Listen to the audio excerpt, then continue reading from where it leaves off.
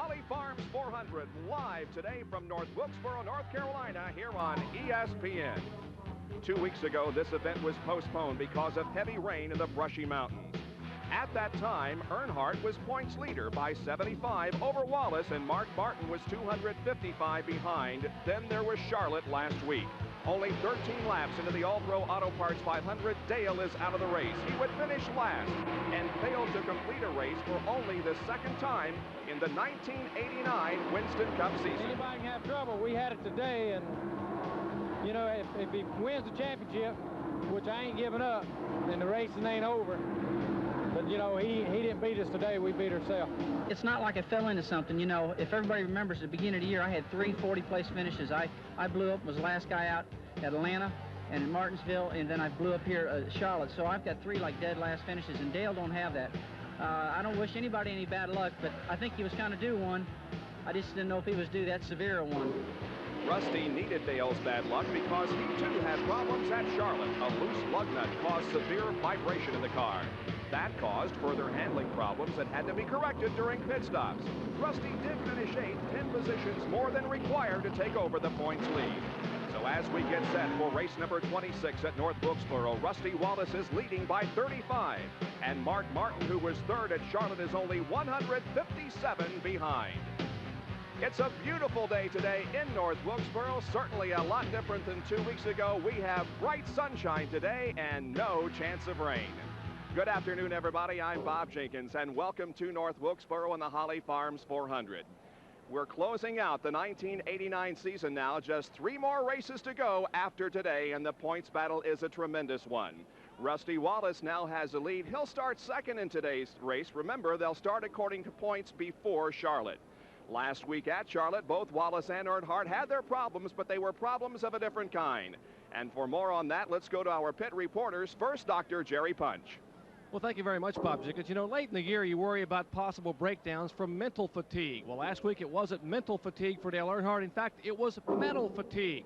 Take a look at this camshaft. This is what broke on the Dale Earnhardt car on lap 13 at Charlotte Motor Speedway. Just inside the back gearing at the first lobe, this shaft broke. Now, car owner Richard Childers said these babies breaking is about as rare as lips on a woodpecker. It just doesn't happen. The first time he's broken one in 6 years. But this $450 camshaft may have cost Dale Earnhardt a chance at winning $1 million in the Winston Cup Championship. Now, my colleague, the editor of Stock Car Racing Magazine, Dick Bergen, standing by the fellow who now leads the Winston Cup points, but he didn't get away completely unscathed last week either, did he, Dick? No, he didn't, Jerry, and the pressure is on. The human pressure, and every one of these team members running for the championship feels it. Nobody wants to be the guy to leave a loose lug nut behind. That pressure has also led to an intense examination of the cars. Just 2 hours ago, crew member Barry Dodson discovered a leaking master cylinder in this automobile. Had he not made that discovery, Rusty Wallace's chances for the championship would have been much diminished. Everybody feels the heat. The guns are drawn. Bob Jenkins, this is a war. And the war is just about to begin here at North Wilkesboro. The cars are on pit road. The drivers are in them. Let's go now to the Holly Farms Senior Vice President, Frank Rhodes, for the command. And now, ladies and gentlemen, let me introduce to you the Senior Vice President for Holly Farms, Mr. Frank Rhodes. Frank, everybody on your feet! On behalf of Holly Farms, it's 45,000 employees. Welcome, race fans, to Holly Farms 400. Gentlemen, start your engine!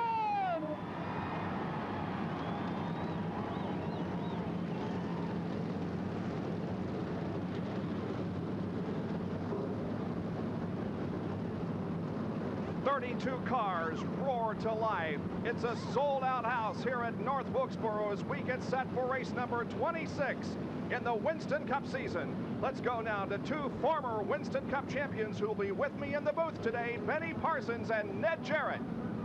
Well, Bob, Rusty Wallace is in control with that 35-point lead, and really all he has to do is duplicate his feat of a year ago when he won 3 of the last 4 races and finished 5th in the other one.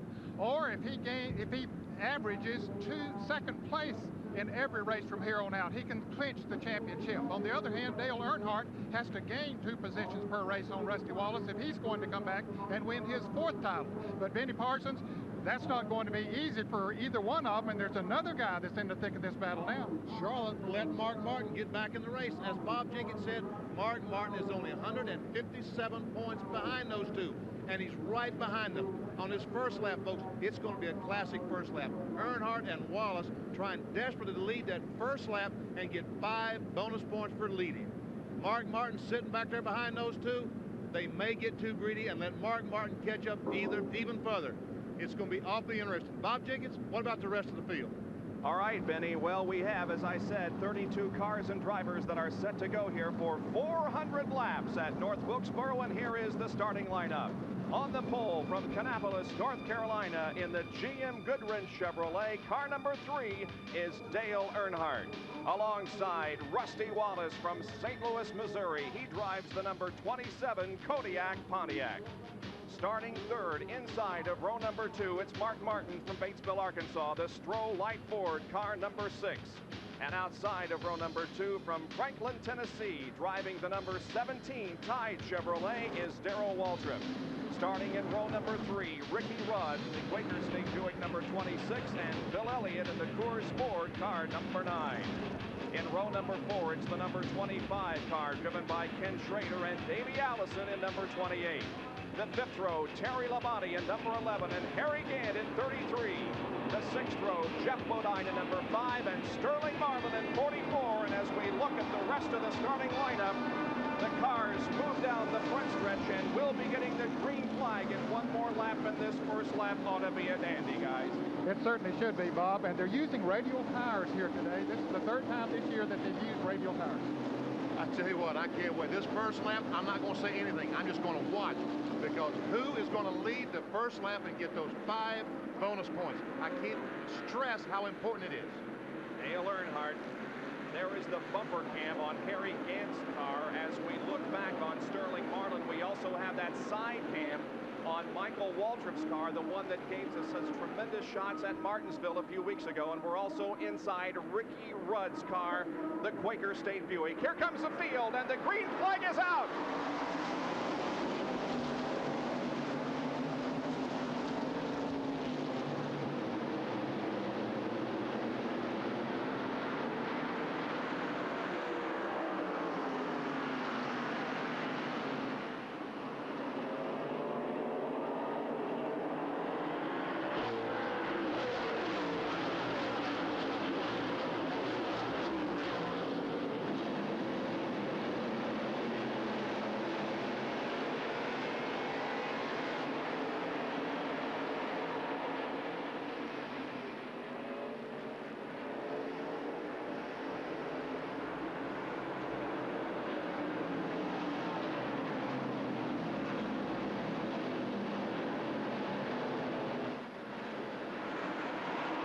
Rusty Wallace did not have a particularly good start. He laid back at the beginning. I don't know whether that was planned or whether it just happened that way, but in any case, Dale Earnhardt is the leader of this race. Mark Martin is running second. Ricky Rudd is third. Back in 4th position, battling to stay in 4th position, is Rusty Wallace along with Darrell Waltrip. They're second and third, Martin and Rudd. What happened? Dale Earnhardt having the pole position. He is the fellow that starts the race. He laid back behind Rusty Wallace and got a great start.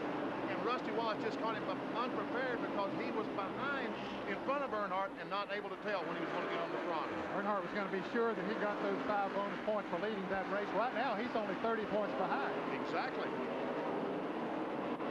And he has pulled out to a rather comfortable lead over Mark Martin and Ricky Rudd. And there is Rusty Wallace, who has fallen back to 5th position. Let's go down to pit road for a report on the Rusty Wallace car. Just spoke with Barry Dotson, the crew chief, a minute ago. He said Rusty just couldn't get the car in line. He was on the outside, hung out to dry, and you got to be very careful early on with these radial tires. It's awfully slippery out there until the tires get heated up a little bit. Rusty had to take his time and wait to get a spot to move in behind Darrell Waltrip, and it cost him 4 spots. He currently is in 5th spot. But we've got a long way to go, 400 laps on this 0.625-mile racetrack. Now we see action behind Rusty Wallace. That's Ken Schrader in 25, Bill Elliott in number 9, and Jeff Bodine in the yellow and white 5. Bill Elliott almost got by Ken Schrader on the outside, and then early in the race, that would have been impressive had he been able to make that move. Yes, it would, because they really are going to tiptoe for a while on the radial tires. Once they get heated up and they get a little rubber in the racetrack, of course, they practiced for 3 hours here yesterday afternoon, but still the track is not the way it'll be a little later on, and then they'll get a little more confidence in those tires. And there were no serious problems during that 3-hour practice period yesterday. Phil Parsons did spin and bump the wall, but no major damage to that race car. Now, we might point out that there is no Unocal money available today because qualifying was washed out and the lineup is according to points before Charlotte. No Unocal money. It'll be worth $190,000 when you join us in Rockingham a week from today. And Bob, if it gets through Rockingham and Phoenix, the people in Atlanta has said if the Unocal Challenge gets to Atlanta, it'd be worth $205,000. They're going to match it. Would make the pole winner eligible to win. Dale Jarrett spins off of corner number 4 here on the main straightaway, keeps it going, however, and will not see a yellow flag. Dale Jarrett off of corner number 4 doing a complete spin around, but keeps going. There was some pretty serious damage to Dale's left rear quarter. It looks like someone got into him. I don't know exactly who it would be, but as the car was spinning around, ooh, almost spun again. Yeah, he was in a pretty tight battle back there with Derek Cope, Dave Marcus, Jimmy Spencer. A lot of them were running close together back there, jockeying for position. So all is well with Dale Jarrett. He continues in the race. Meanwhile, we pick up on this battle for position. Schrader, Elliott, Jeff Bodine, and now the number 11 car, Terry Labonte, joins in. Let's go to Jerry Punch, who can has more. We have a spin over in turn number 3 as Rick Wilson loses control and slides into the infield grass. Just entering turn number 3. And no yellow flag is out yet. Harold Kinder and the NASCAR officials are watching the situation very closely, and now we will have a yellow. Rick Wilson from Bartow, Florida, spins over in turn number 3 on lap number 14, bringing out our first caution of the day, and Rick started this race in 14th position.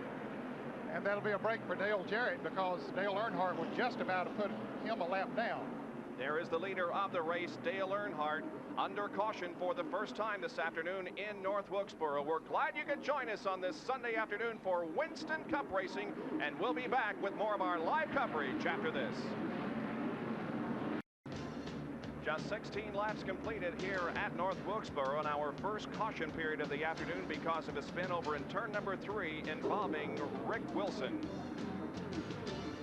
We're live at North Wilkesboro, North Carolina Speedway for the Holly Farms 400, and our coverage being brought to you by your Buick dealer. The Great American Road belongs to Buick.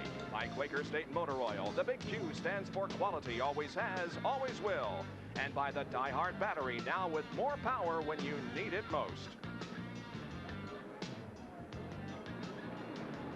Still under caution. And Harry Gant is headed toward pit road, and Kyle Petty is already in. His wheel came off. Yeah, he started to leave the pits. They changed the right side tires on the peak antifreeze Pontiac, and I guess they had loosened the left side tires, and it came loose, so Kyle has gone a lap down in the pits. We have several cars that are on pit road. We are cautioned because of this Rick Wilson over in turn number 3. We don't know what caused the spin to start with. Evidently, he made some contact with Harry Gant because Harry's in the pits. He's got some serious damage to the left front fender. How bad is it, Dick Bergman?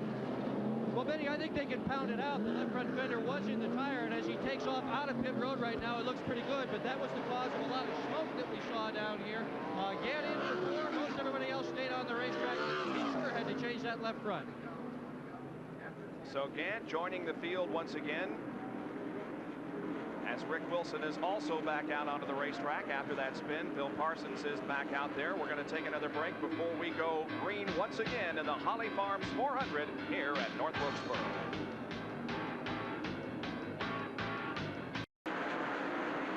The green is back out at North Wilkesboro, and the race continues. There are your top 4. Dale Earnhardt at number 3, Mark Martin at number 6, Ricky Rudd at number 26, and Darrell Walterman 17, as 22 laps have been completed. Just behind the 17 car is Rusty Wallace, who is in 5th at the moment. We've just gone green from our first caution of the afternoon because because of a spin over in turn number 3 involving Rick Wilson. On the restart, Jimmy Spencer jumped it, and he was black flag, came in for a stop-and-go penalty. And here is Derry Cope, who gets way out of shape, high on the racetrack in turn number 4, maintains control, but loses several positions. Derry Cope, car number 10. He and Dale Jarrett got together a little bit going into turn 3. Let's watch it again. Jarrett into the hardest Pontiac down on the inside, and it looks like he just touches Cope's car enough to get it out of control, and he slides high on the racetrack, but he does maintain control. Back to the leader, it's Dale Earnhardt, who now is in second in the Winston Cup points, leading the race. He has led since the drop of the green flag, getting a good jump on Rusty Wallace and the others. But Rusty Wallace, folks, he is not running the way that Rusty Wallace normally runs. He's a half straight away behind Earnhardt. My question is he taking it easy, or does he have a problem? I really don't know the answer to those questions, because look, Mark Martin pushing Earnhardt down the front straightaway. Mark Martin said all weekend that he really didn't feel comfortable in the car, that the radial tires just weren't to his liking yet, but he's showing no evidence of that right now, as he is right on the back bumper of Dale Earnhardt in a close battle with him, and would like very much to get into the lead. Mark Martin, we had not mentioned very much 4 or 5 races ago as being a contender for the Winston Cup, but indeed he is very much in the thick of things. Trying to make a move on Dale Earnhardt to the outside, cannot make the move, and continues to run in second position, but he is running well.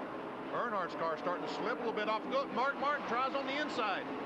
As they go into turn number 1, Martin tries to get the inside position, can't pull alongside of Dale Earnhardt, however, and they continue to run in that order of Earnhardt and Martin. Well, Earnhardt would certainly like to stay out there and lead more laps than anyone else today, because that's another 5-point bonus. But there's a lot of laps left in this race. Mark Martin leads early here, the better he'll be. Once again, he's got position on Earnhardt. Maybe he just can't get back on the gas like he needs to in the middle of 1 and 2.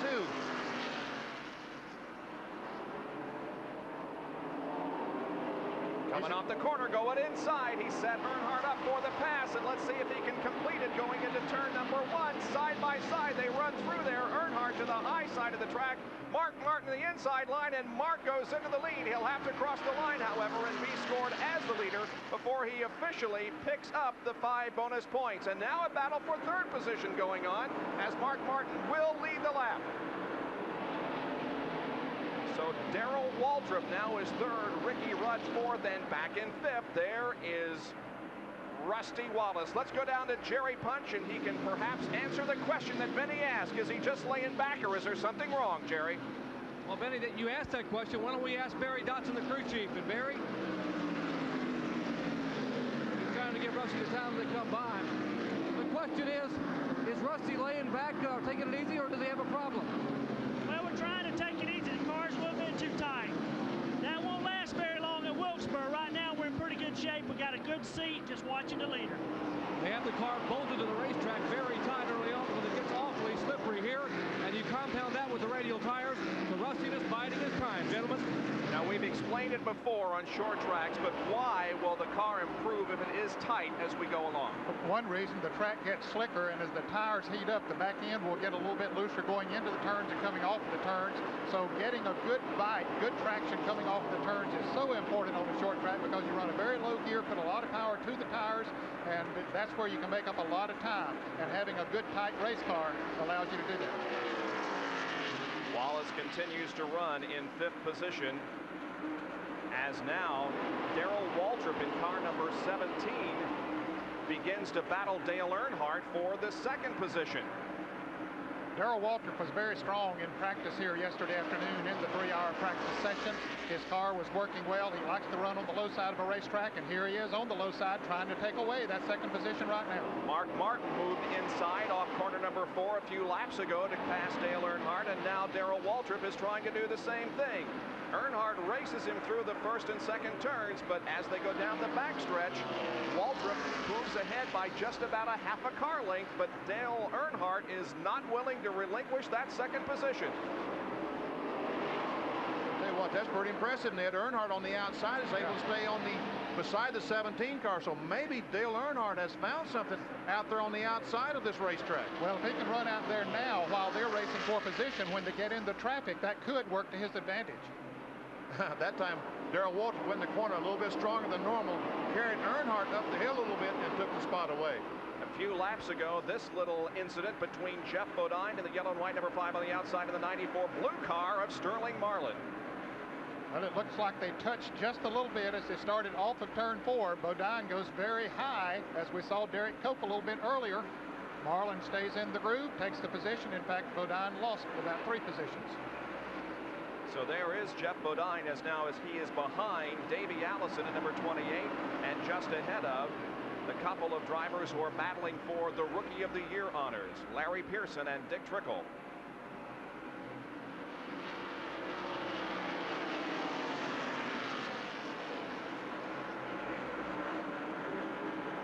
This is back for 12th position. Larry Pearson looking inside of Bodine going into turn number 1. Yeah, he's another driver that ran good yesterday, but that little bit of a tap almost caused him to go around, but he did a good job of bringing that car back, because most of the time they say when you get a car sideways on those radials, it's gone, but Larry Pearson proved that you could bring it back. We have dispelled that theory already, because Larry Pearson with a nice job of saving it completely sideways in turn number 1. Rick Wilson is there at number 4. The number 2 car is Ernie Irvin. Here's a replay. Pearson trying to get down on the inside of Jeff Bodine and touches the left rear quarter panel of Bodine, gets Bodine a little bit loose, but really gets Larry Pearson loose. He turns sideways and gets it straightened out again. It is still Mark Martin who is leading the Holly Farms 400. He took over the lead from Dale Earnhardt a few laps ago and has stretched out the advantage now by about a half a straightaway on Darrell Waltrip, who is running in 2nd position. Earnhardt is 3rd. 4th is Ricky Rudd, and then 5th, about almost a full straightaway behind. In 5th position is Rusty Wallace. Then comes Ken Schrader, Bill Elliott, Terry Labonte, Morgan Shepherd, Alan Kowicki, Tommy Ellis substituting for Neil Bonnet, and Sterling Marlin. And what all the fellows was telling me about the radials, guys, was that if they slide one time, like we saw Derek Cope and Jeff Bodine slide, boy, they are really a handful then. The radials you have to drive a race car a lot differently on a radial than you do on a bi-spline tire. Mark Martin laps the 27th place car of Derek Cope, number 10, so 26 cars are on the lead lap now. Guess they're going to run the radials at Rockingham next weekend. They sure are. I was down this week, Thursday and Friday, watching some of the guys test tires and practice, and sure enough, the radials, they were talking about using them in Atlanta, the last race of the year.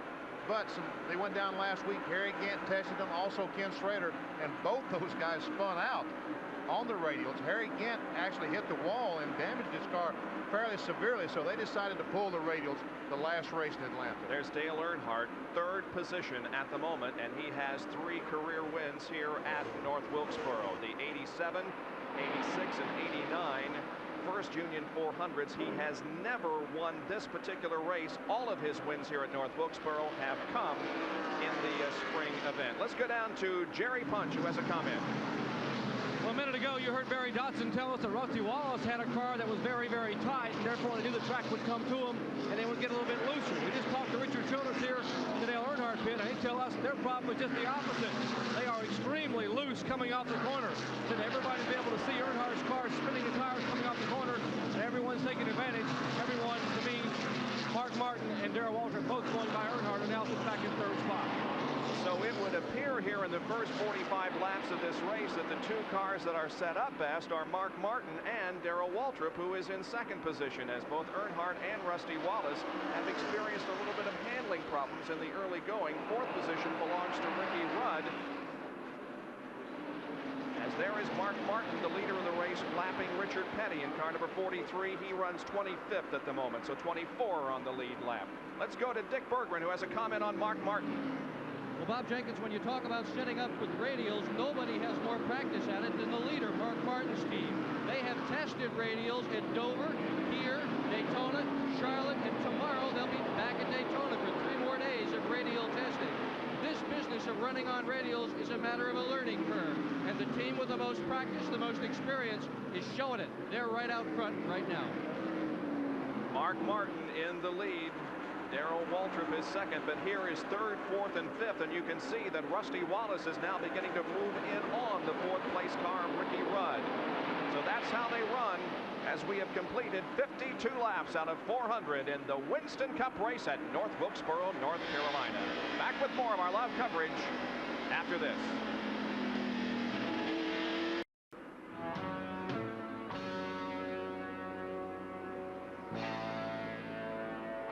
In the beautiful brushy mountains, North Wilkesboro, North Carolina, the Holly Farms 400 NASCAR Winston Cup race. Our leader is Mark Martin in car number 6, but the battle on the track is a few car lengths behind him. That's Ricky Rudd in number 26, battling with Dale Earnhardt at number 3, and watching all of this from 5th position is Rusty Wallace in car number 27. Looks like that Rusty's chassis is getting a little bit better, like Barry Dawson said it would. He's pulled up on the back bumper of Earnhardt. Yeah, I think a tight chassis now. We've run about 55 laps, and that's when it should start working. And Rusty Wallace gaining on him, and the car looks very smooth for him. Here is Ricky Rudd right alongside Dale Earnhardt as we have now the view of Ricky Rudd in the Quaker State Buick, trying to take over third position. Darrell Waltrip is in second. And now something happened to Rudd's car just all of a sudden. He slows dramatically here coming off 4. I wonder if he might got a bump from Rusty Wallace behind him, because he was trying to get by Earnhardt and Rusty was behind him. I didn't see it. I was watching the in-car camera on the monitor, but... Well, let's replay it and see if we can determine what happened as Rusty does battle now with Earnhardt. Here it is. No, he just got it loose. Just got loose. Nobody touched him. Yep. So just a slight bobble on the part of Ricky Rudd. He didn't lose any positions, however, has fallen back quite a bit on the racetrack. Now we watch Rusty Wallace and Dale Earnhardt, who are battling for the Winston Cup, battle for third position. Wallace working to the inside of Dale down the front stretch. Earnhardt already has 5 bonus points for leading the race. Wallace would have to get those also if he's going to win the Winston Cup in 1989. Great shot from Ricky Rudd's car, watching these two guys. And they can't really go after it the way that they want to now, because they might crash. Got to be careful, guys. Didn't take Rudd long to catch back up with them running side by side. And they are running side by side and wheel to wheel.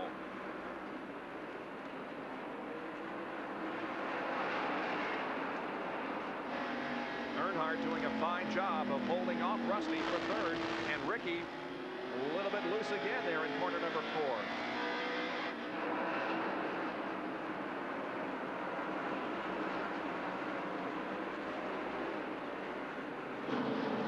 There are just 18 cars on the lead lap.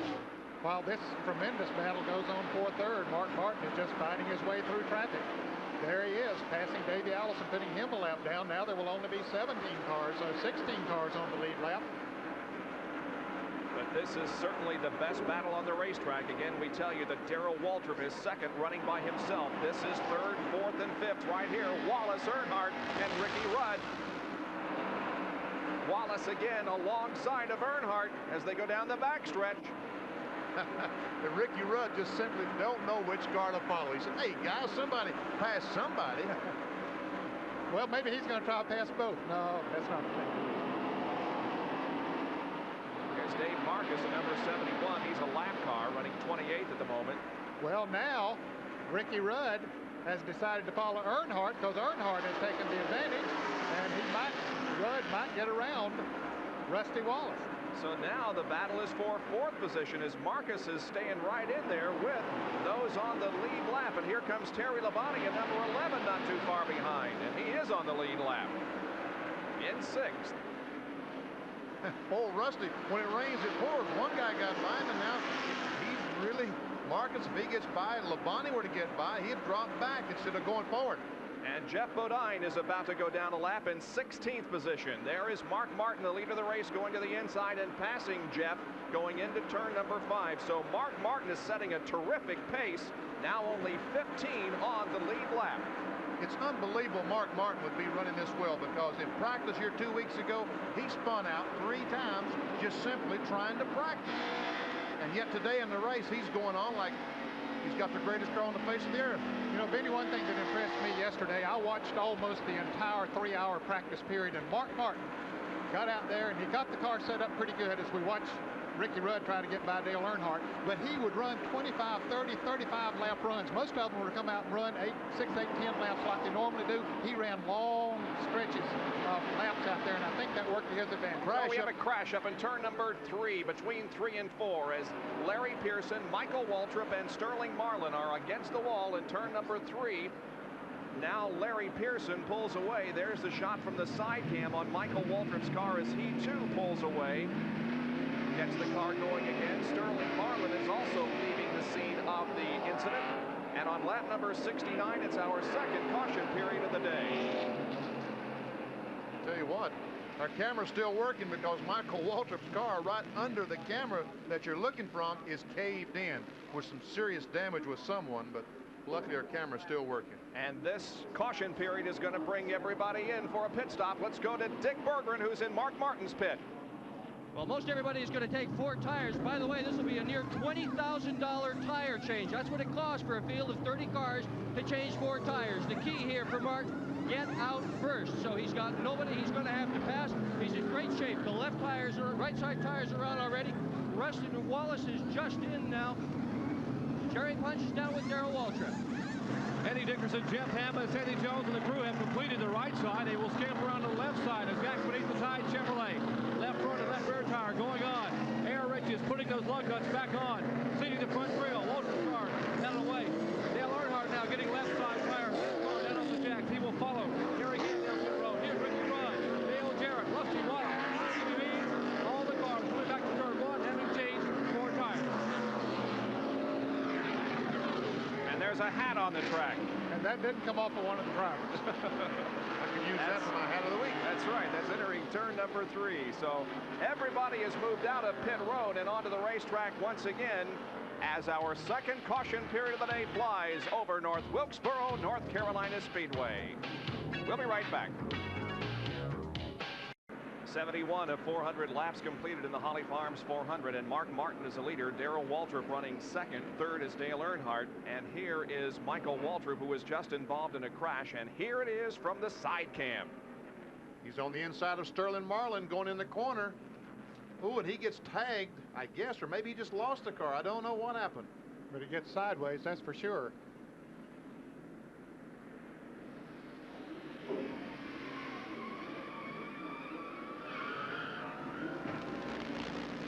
Wow, there's the other car coming in. Why did Sterling Marlin spin? I didn't see any.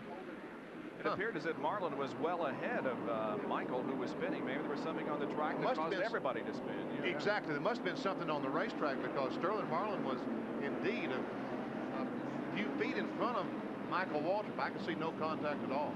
Well, anyway, Michael Waltrip was into the pits several laps, and now, or several times rather, and now Lake Speed remains in the pits. Michael Waltrip did lose a lap on that pit stop, as did Larry Pearson and Sterling Marlin. All 3 of those guys who were involved in the crash up there did lose a lap, and Lake Speed is losing several laps as his car remains on pit road. And there are only 12 cars now on the lead lap, with Mark Martin in the lead. We're about to go green once again as the lead is held by Mark Martin. Darrell Waltrip second. Third is Dale Earnhardt. Fourth, Ricky Rudd. And fifth is Rusty Wallace. Sixth, Terry Labonte. Seventh, Bill Elliott. Eighth, Alan Kulwicki. Ninth position is Tommy Ellis. And 10th is Ken Schrader as the green flies on lap 76.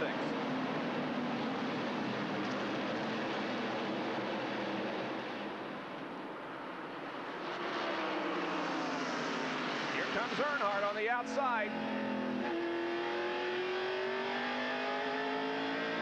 With Ricky Rudd in the Quaker State Buick. It's Jeff Bodine just ahead, but look at the battle up front. Some contact between Waltrip in 17 and Mark Martin in number 6. Martin's on the outside. side of the track and losing spots. Well, his car is not working like it was earlier. Where did Earnhardt come from? He just blew by those guys on the outside. Jeff Bodine trying to get by Darrell Waltrip. He's a lap down. If he can get by Waltrip and then Earnhardt, caution flag comes out, he gets his lap back. Here's a replay. Look at these three guys go in side by side into turn one, and there's a contact between Waltrip and Martin. Wow, that was very close. And Earnhardt, he took a chance going on the outside of those two cars and made it 3 abreast. But now he pulls away. Earnhardt is back in the lead of the Holly Farms 400 after Mark Martin was in the lead for a while. Let's get out to Jerry with a comment on Mark. Actually, we're going to talk about Dale Earnhardt, Bob. You know, we mentioned the fact that Earnhardt was so loose before that caution flag and dropping back. He came in, the crew asked him, Kurt Shelmerdine said, hey, what do you want us to do? Earnhardt said, tighten it up. And Shelmerdine said, how much? He said, put a ton of bite in it. And we did, he said, and we're going to really tighten it down. And they did, and look where he went, right to the front. Boy, they did something that made that car completely different. But when the race started earlier, remember, that's what Earnhardt did. He pulled away a few car lengths, and then in about 20 or 25 laps, started coming back to the field, and that may happen again. Be interesting to see. But certainly with that bike, as they say, in it, that'll help him some. Rusty Wallace in number 27 is back to 5th position. And there is Brett Bodine in car number 15 and Bill Elliott in number 9. Elliott is on the lead lap, but the number 15 car of Bodine is not. Kulwicki in number 7 is also on the lead lap.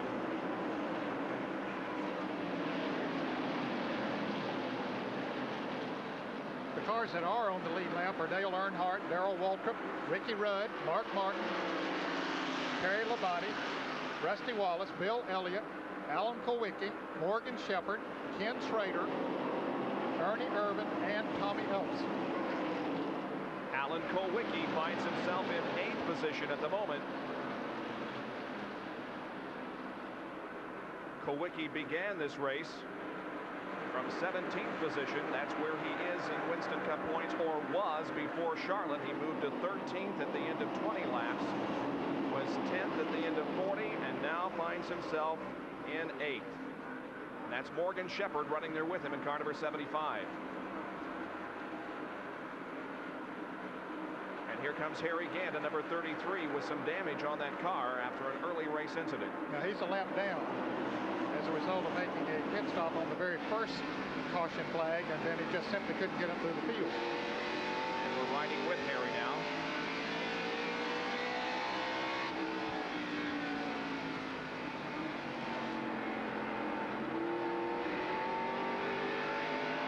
As you can see, well, there's Mark Martin trying to get by Ricky Rudd and get back up in.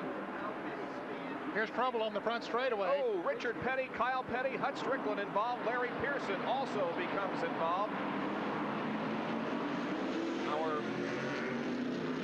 Here comes Jeff Bodine getting his lap back. Yes, he did. Some very heads-up driving by Jeff Bodine. But they saw an opening and went through it. There are 2 cars here on the main straightaway stopped.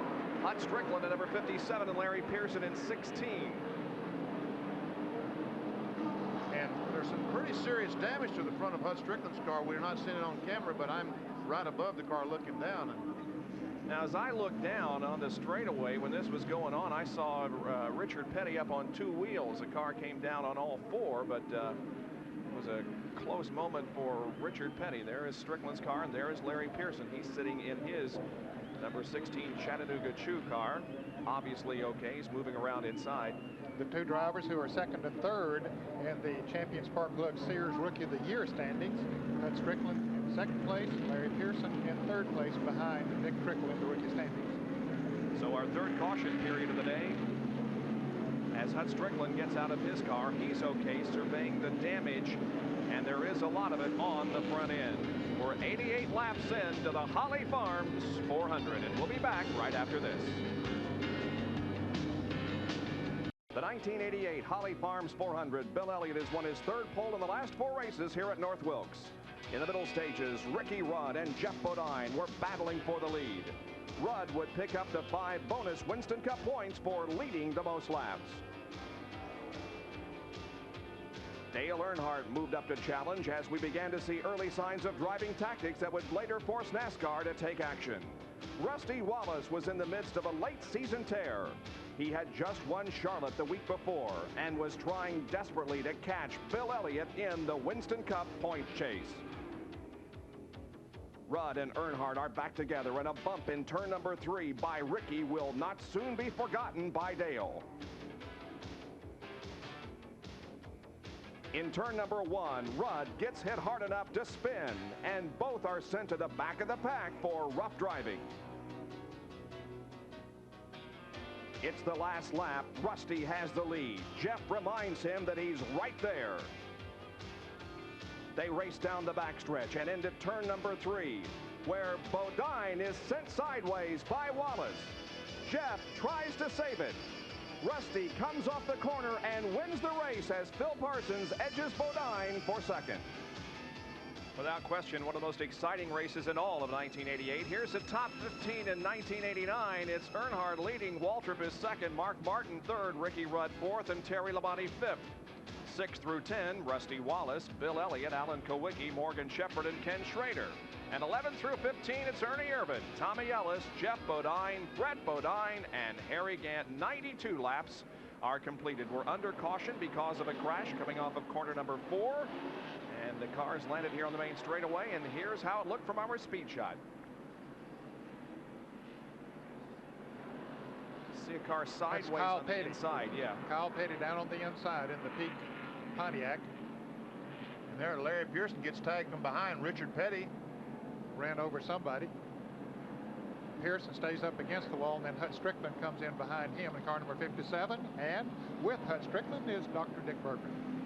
We had quite a view of that whole thing. What did it look like to you? Well, I couldn't really tell too much there, Dick. You know, a bunch of cars were spinning there, and you know, I seen Kyle up there spinning, and the cars in front of me was Larry Pearson, so that kind of had my view blocked. But you know, I got into the wall and got to Larry and tried to miss the whole deal and got right in the middle of it. You know, just no place to go. Your crew has been running up and down in front of us here, bringing tools to the garage area. Can you get this wreck fixed? Well, we're certainly going to try to. You know, we're in a race right now. We want to try to do as well as we can in these Winston Cup points, and you know, we're trying to sell that Heinz ketchup and get all our product out there, and that's just, you know, try to get as many laps as we can.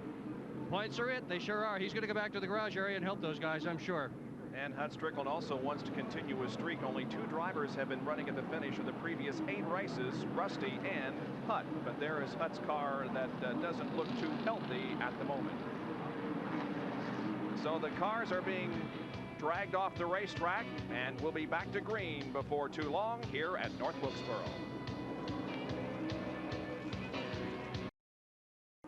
Here at the Holly Farms 400, it's Dale Earnhardt leading with Darrell Waltrip second, followed by Mark Martin, Ricky Rudd, and Terry Labonte. We've got lots of auto racing coming up here this afternoon on ESPN. IndyCar racing after our Winston Cup race. And let's go now to Monterey, California, Laguna Seca Raceway, and Paul Page. Well, thanks, Bob. Now, when the Winston Cup cars are done at North Wilkesboro, we'll come out to the West Coast, here to Laguna Seca Raceway, just off of the Monterey Peninsula of California. 2 great races lined up. First, we'll show you the Marlboro Challenge, that very special race for the top 10 drivers in the Indy cars. And then, live, it's coverage of the Champion Spark Plug 300, the 15th and final race of the 1989 IndyCar season. Some great excitement for the Indy cars coming up here on ESPN. Now back to you. Thank you very much, Paul. Of course, Emerson Fittipaldi has wrapped up the championship, but there's a lot at stake in that final IndyCar race of the year. And there are our top 5 here at North Wilkesboro as we get set for racing in a half lap. We are cautioned because of a 3-car crash here on the main straightaway that has been cleared off, and now almost 1/4 of the race has been completed. Dale Earnhardt is at the front of the field with Darrell Waltrip and Mark Martin right there also. There's the tremendous crowd that has turned out for this Winston Cup race number 26 of the 89 season, and the green flies once again.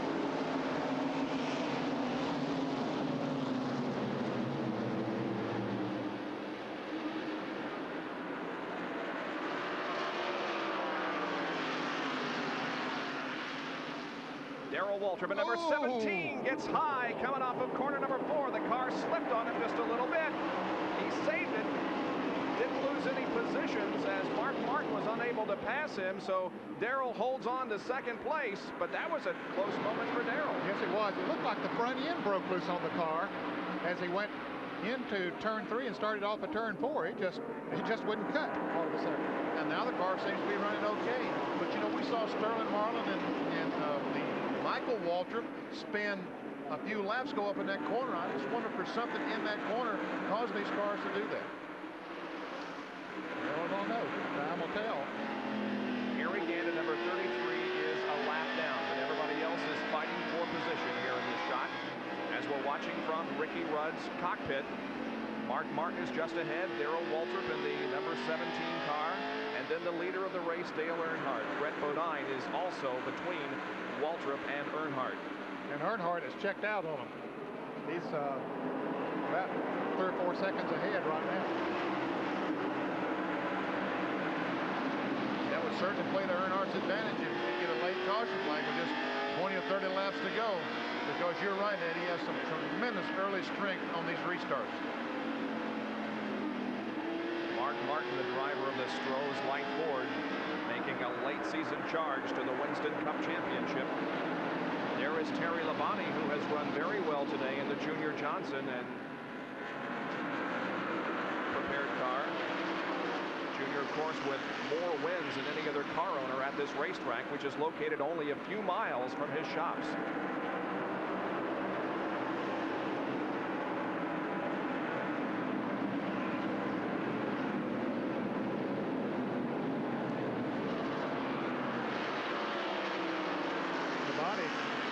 Pretty strong there on Ricky Rudd. As we look out the front windshield of Ricky Rudd's car, and he certainly is keeping tabs on Mark Martin up in front of him.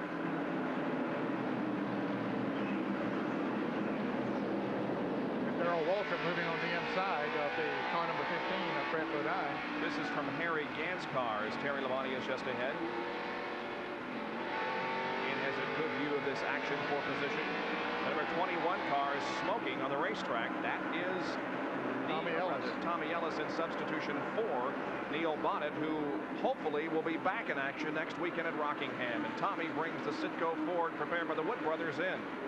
Well, they're working on the right side as if it were tire smoke, and apparently it was. The right rear quarter panel had rubbed against it. You can see the different color on the sidewall of that tire, so he has gotten close to someone out there. Tommy goes a lap down.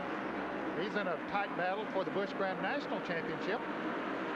That we will also have a tape delayed version of next weekend at Rockingham. Only 2 races to go in the Busch Grand National Series. The average speed at the end of 100 laps, 1/4 of the distance, 83.179 miles an hour. Well, from inside Harry Gant's or Ricky Rudd's automobile, it's easy to see how the fenders get knocked in on the tires at racetracks like Martinsville, North Wilkesboro, some of the short tracks, because you can see they're awfully close to each other through the corners. It's the final short track race of the decade in Winston Cup competition.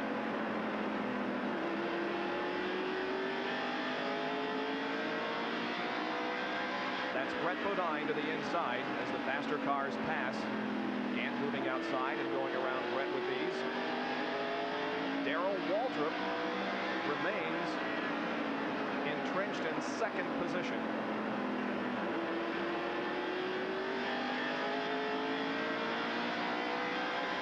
And we talked about this being the final short track race of the decade, and there you can see that Darrell Waltrip has won most short track races in the 1980s, 38% of them as a matter of fact. Dale Earnhardt has won 20%. And now Darrell Waltrip has just lost a spot, dropping from second to third as Mark Martin, at number 6, was able to go around. We must have made Mark Martin mad showing that graphic because he said, I'm going by the winner of the decade. He got position on Darrell from the fourth corner on the outside and just simply drove by. Yeah, Martin's car seems to be back to the form now that he was earlier in the race. It might be that he needs to run a while before those tires get to his liking and the car setup is to his liking and to this racetrack, and then he gets going. So Martin is second, followed by Darrell Waltrip. Then comes Rudd, Labonte, and then Rusty Wallace. But Dale Earnhardt has pulled well ahead of everybody else as he's a half a straightaway now. There's the advantage. You can see the interval that Dale Earnhardt has on the rest of the field. Boy, it's nice to run out there by yourself. He's 1 and 8/10 seconds. Wilson has spun for the second time this afternoon. The car is off of the racetrack. It's right in the middle of the backstretch. It is off the racetrack. NASCAR officials see it. They're talking about it, and the caution is coming out. There's also some debris on the racetrack. You can see right behind Rick Wilson. Yep, he's too close to the racing surface to leave sitting there. And he may be stuck. I don't know if he can. The suspension of the car might be hung on that road that we see going across from the infield, because the car certainly isn't moving. Well, these cars are very low to the ground, and it's easy to get them hung up. And it'll be interesting to see if we have pit stops this time around as Rick Wilson sits there helpless. Hasn't been too many laps since everybody was in for a pit stop. But here comes Dale Earnhardt. There is the Richard Childress crew waiting on him, and Jerry Punch will report. Leader Dale Earnhardt brings his Chevrolet a little bit of a halt far into pit road, and he waves off the cold drink. I'm fine. They're cleaning the windshield. Kurt Shelburne into the crew now, changing the right side tires. And now, let's go up second. Mark Martin's pit with Dick Berggren. Well, they've just also finished right side tires on Mark Martin's car. You're on the crew cam. This is Robin Pemberton, crew chief, wearing this thing. He's just on the left front tire. We're watching to see who's going to be the first one out. They're having trouble with the left rear tire on Mark Martin's car. Took 2 guys to get it out. Jerry Punches with Darrell Walton. They have changed the right side tires, and they have made a chassis adjustment on the side of Chevrolet. They are now changing the left front tires. Eddie Dickerson now adjusting the spring attention to the left front of the car. He put the left front tire on, and Walton's car is down and away. Boy, Darrell Waltrip got killed on that pit stop. He is all the way to the back of the field. The other 13 cars in the lead lap now, and he will be 12th. Kenny Schrader is the last car to go out that is in the lead lap. So caution period number 4 in progress here at North Wilkesboro, as Rick Wilson got off the racetrack in the backstretch, and we had a lot of activity on pit road there for a moment, but now everybody seems to be back on the racetrack, and we await the green flag once again. Back in a moment.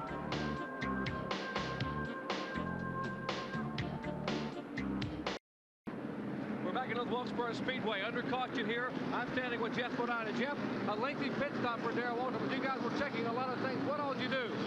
Jerry, you know, on that last restart, Darrell and Brett Bodine got together, and Darrell said something felt like real funny up in the front end, so the car was just a little bit loose, so we went ahead and made a small chassis adjustment on the right front, and then we had to make sure we didn't have nothing hung up on the left front, so rather than have a problem, you know, later on, you know, when we really needed to be getting in and out of the pits, we decided it's the best time to go ahead and evaluate if there was a problem and make sure everything's okay, at least in his mind. And everything's okay.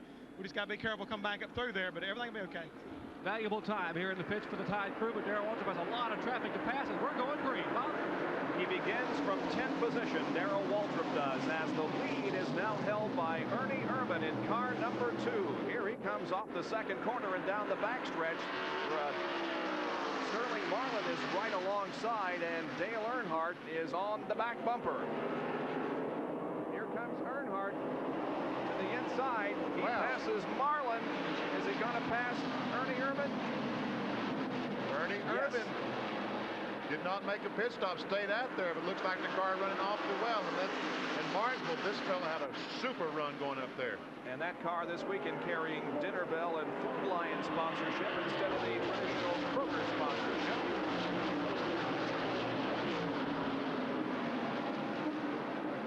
And Ernie Irvin is in second position. Sterling Marlin is a lap down. Bill Elliott is in third. Mark Martin fourth. Ricky Rudd is fifth.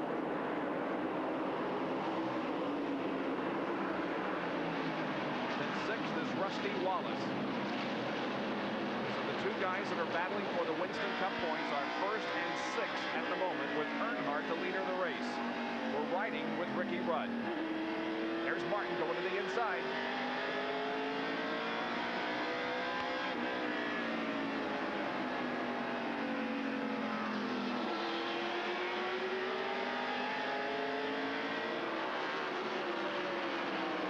comes Jeff Bodine. Remember, just a few laps ago, this 5 car, the white and gold number 5, was a lap down. And now he is on the move. While this racing is going on, they're pushing the Kodak Film Oldsmobile of Rick Wilson into the garage area after his encounter. Trouble over on the backstretch. Richard Petty is in the wall. Richard Petty against the retaining wall just out of turn number 2. And it's Richard's second incident of the day, and it comes on lap 127. He was also involved in this melee down here on the straightaway that took out Hut Strickland and Larry Pearson. And now he does even more damage to the STP Pontiac, but keeps going. Here's a replay of what happened. A lot of cars running in there together. There's Mike Waltrip down on the inside, and Kyle Petty right on the inside of his dad, Richard Petty. They might have gotten together, and Richard spun to the outside. And you remember this incident down here on the straightaway. Kyle was also involved in that. So it's been a tough afternoon for both Pettys, Kyle and Richard. And both of them are in the pits right now. You can see a lot of damage to the STP Pontiac. And the 55 car, Phil Parsons, has some serious front end damage to his car. He's coming down pit road. It looks like that someone stopped in front of him, and there, look at the nose on that car. Yeah. Well, here's a replay now from the side cam on Michael Waltrip's car. Well, there Michael goes on the inside of Brett Bodine. Looked like it clips him a little bit. There's Kyle Petty in the car number 42 up in front. And no, the car number 30 of Michael Waltrip hits Richard Petty and spins him around. Ooh, boy, oh boy. That was a super shot from the door. Richard Petty didn't like it too much, but so they continue to look over the STP Pontiac as Kyle is right behind in the other car. Let's go down to Dick Bergman, who's right there in the Petty pit. Well, Bob Jenkins, the guy who's won the most races here at North Wilkesboro, isn't going to win today. Richard Petty up on pit road. His son is right behind him. Both cars are heavily damaged. Right now they're working on the left rear corner of Richard Petty's car. And Jerry Punch is with the Kodak team. Jerry, what happened to those guys? Well, they are scampering around the car trying to get Rick Wilson back on the racetrack. We'll try to get a quick comment. We'll sneak in here. Rick, what happened to the car? Something shorted out in the car and it just killed the motor. Right now we're trying to find a short or whatever it caused. It just killed the motor all of a sudden. And Kyle was behind me and right in the middle of the corner. He hit me and spun me with something wrong in the electrical system. Rick Wilson out up in a lot of cars here in the garage yard trying to get repaired. The Larry Pearson car working. They're working heavily on the Hines car back here, as you see, trying to get all these guys back out and pick up some valuable points. Points could be very, very valuable. It could mean $20,000, $30,000. From Harry Gant's bumper cam, first of all, the replay of this crash. You can see it way back in the background as it's coming up here. Well, we're going, this is, well, there's Richard Petty. And Kyle, looks like Kyle is slowed down, and Richard Petty is trying to get by him when Michael Walter comes up and touches him in the left rear, and around he goes. So that's how it was from Gant's bumper cam. Now here's the real time from Michael's side cam. Watch and listen to this.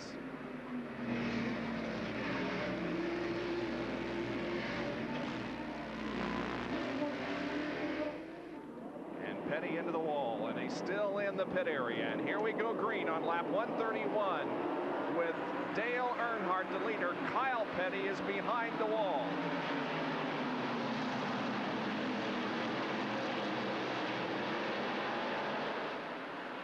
Irvin runs second. Bill Elliott is third. Mark Martin fourth. Jeff Bodine fifth. Ricky Rudd sixth. And Rusty Wallace is now seventh, followed by Alan Kowicki, then Morgan Shepherd and Darrell Waltrip.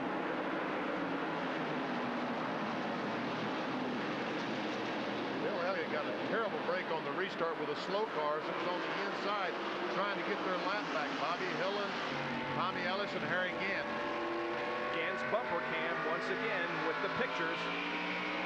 That's Jeff Bodine moving to the inside of Mark Martin.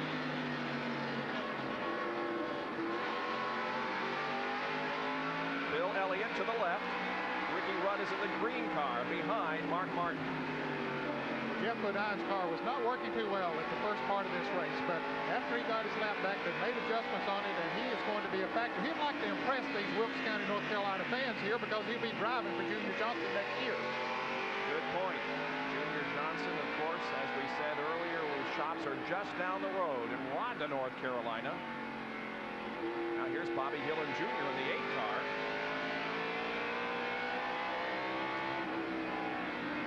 And we go inside Ricky Rudd's car as he battles alongside Mark Martin with Jimmy Spencer and Tommy Ellis just ahead. Now Spencer and Ellis are battling for position, even though they're a lap down. They're battling for about the 14th position.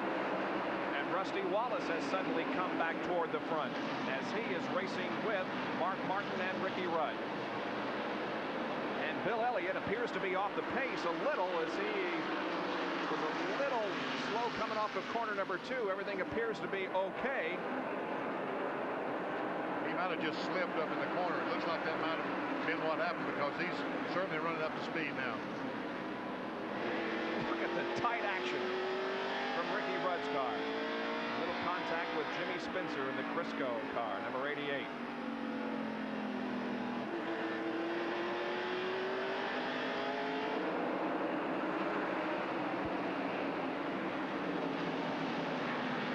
Dr. Jerry Punch will now report on the problems of Kyle Petty. Jerry? Take a look at the front of this mangled Peak Pontiac here of Kyle Petty, and Kyle is back in the garage area and has climbed out of the car. He must feel a little bit like a cue ball out there. Yeah, really, I am. I felt like it. I left my pits early. That was my fault, and run the left front tire off. That spun out and caused a wreck out there, and then something happened to Rick's car. I run in the back of him, and when that happened, then I guess it knocked all the sheet metal up on top of the oil cooler and got a little hot and overheated the oil, and I guess it spun a bearing. But I tell you, the car was working good. We just had to start in the back because of the points. I'd like to say hello to my wife, Patty, who's recovering from surgery. She's at home right now, so I guess I'm not going to be in victory lane after all today. Kyle Petty out of it here at Wilkesboro. Now Rusty Wallace is in the middle of a three abreast battle here, and he he went right on in there. He doesn't appear to be playing it too conservative, at least at this point. He put his nose right in there. And here we are with Michael Waltrip's side cam once again with Rusty just ahead. There you can see that both Rick Wilson and Derek Cope are behind the wall as crews try to get their cars back into competition. Those that have dropped out, Bud Strickland, Larry Pearson, and Kyle Petty, who we just heard from.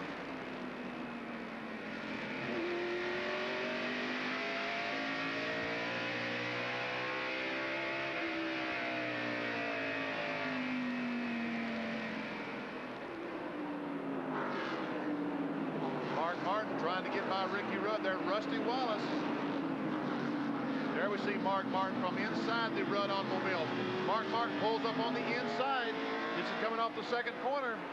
Has position going in 3 and takes the spot away. That would be for 5th position. Mark Martin goes into 5th and Ricky Rudd is back to 6th. Let's go to Dr. Vic Bergen with a report on driver protocol. Well, this morning at the drivers' meeting, Bob Jenkins, everybody was told that they need to pay special attention to the guys who are running for the championship. Competition director Dick Beatty told them, if you hit one of those guys, you better go find the other 3 and hit them too. If you give one of them an advantage, go find the other 3 and give them an advantage as well. Don't mess these people up. So if you're seeing some of the competitors give a little extra room to Earnhardt, to Rusty Wallace, to Mark Martin, to Darrell Waltrip, that's why they were told to do that by NASCAR. It really only makes sense because there is so much money on the line and so much prestige, really, to the winner of the Winston Cup. And I think that you hit the nail on the head when you said prestige. And to these guys, I really believe that it means more to win the championship than it does than the money does. And here is Rusty Wallace now pulling alongside of Ricky Rudd.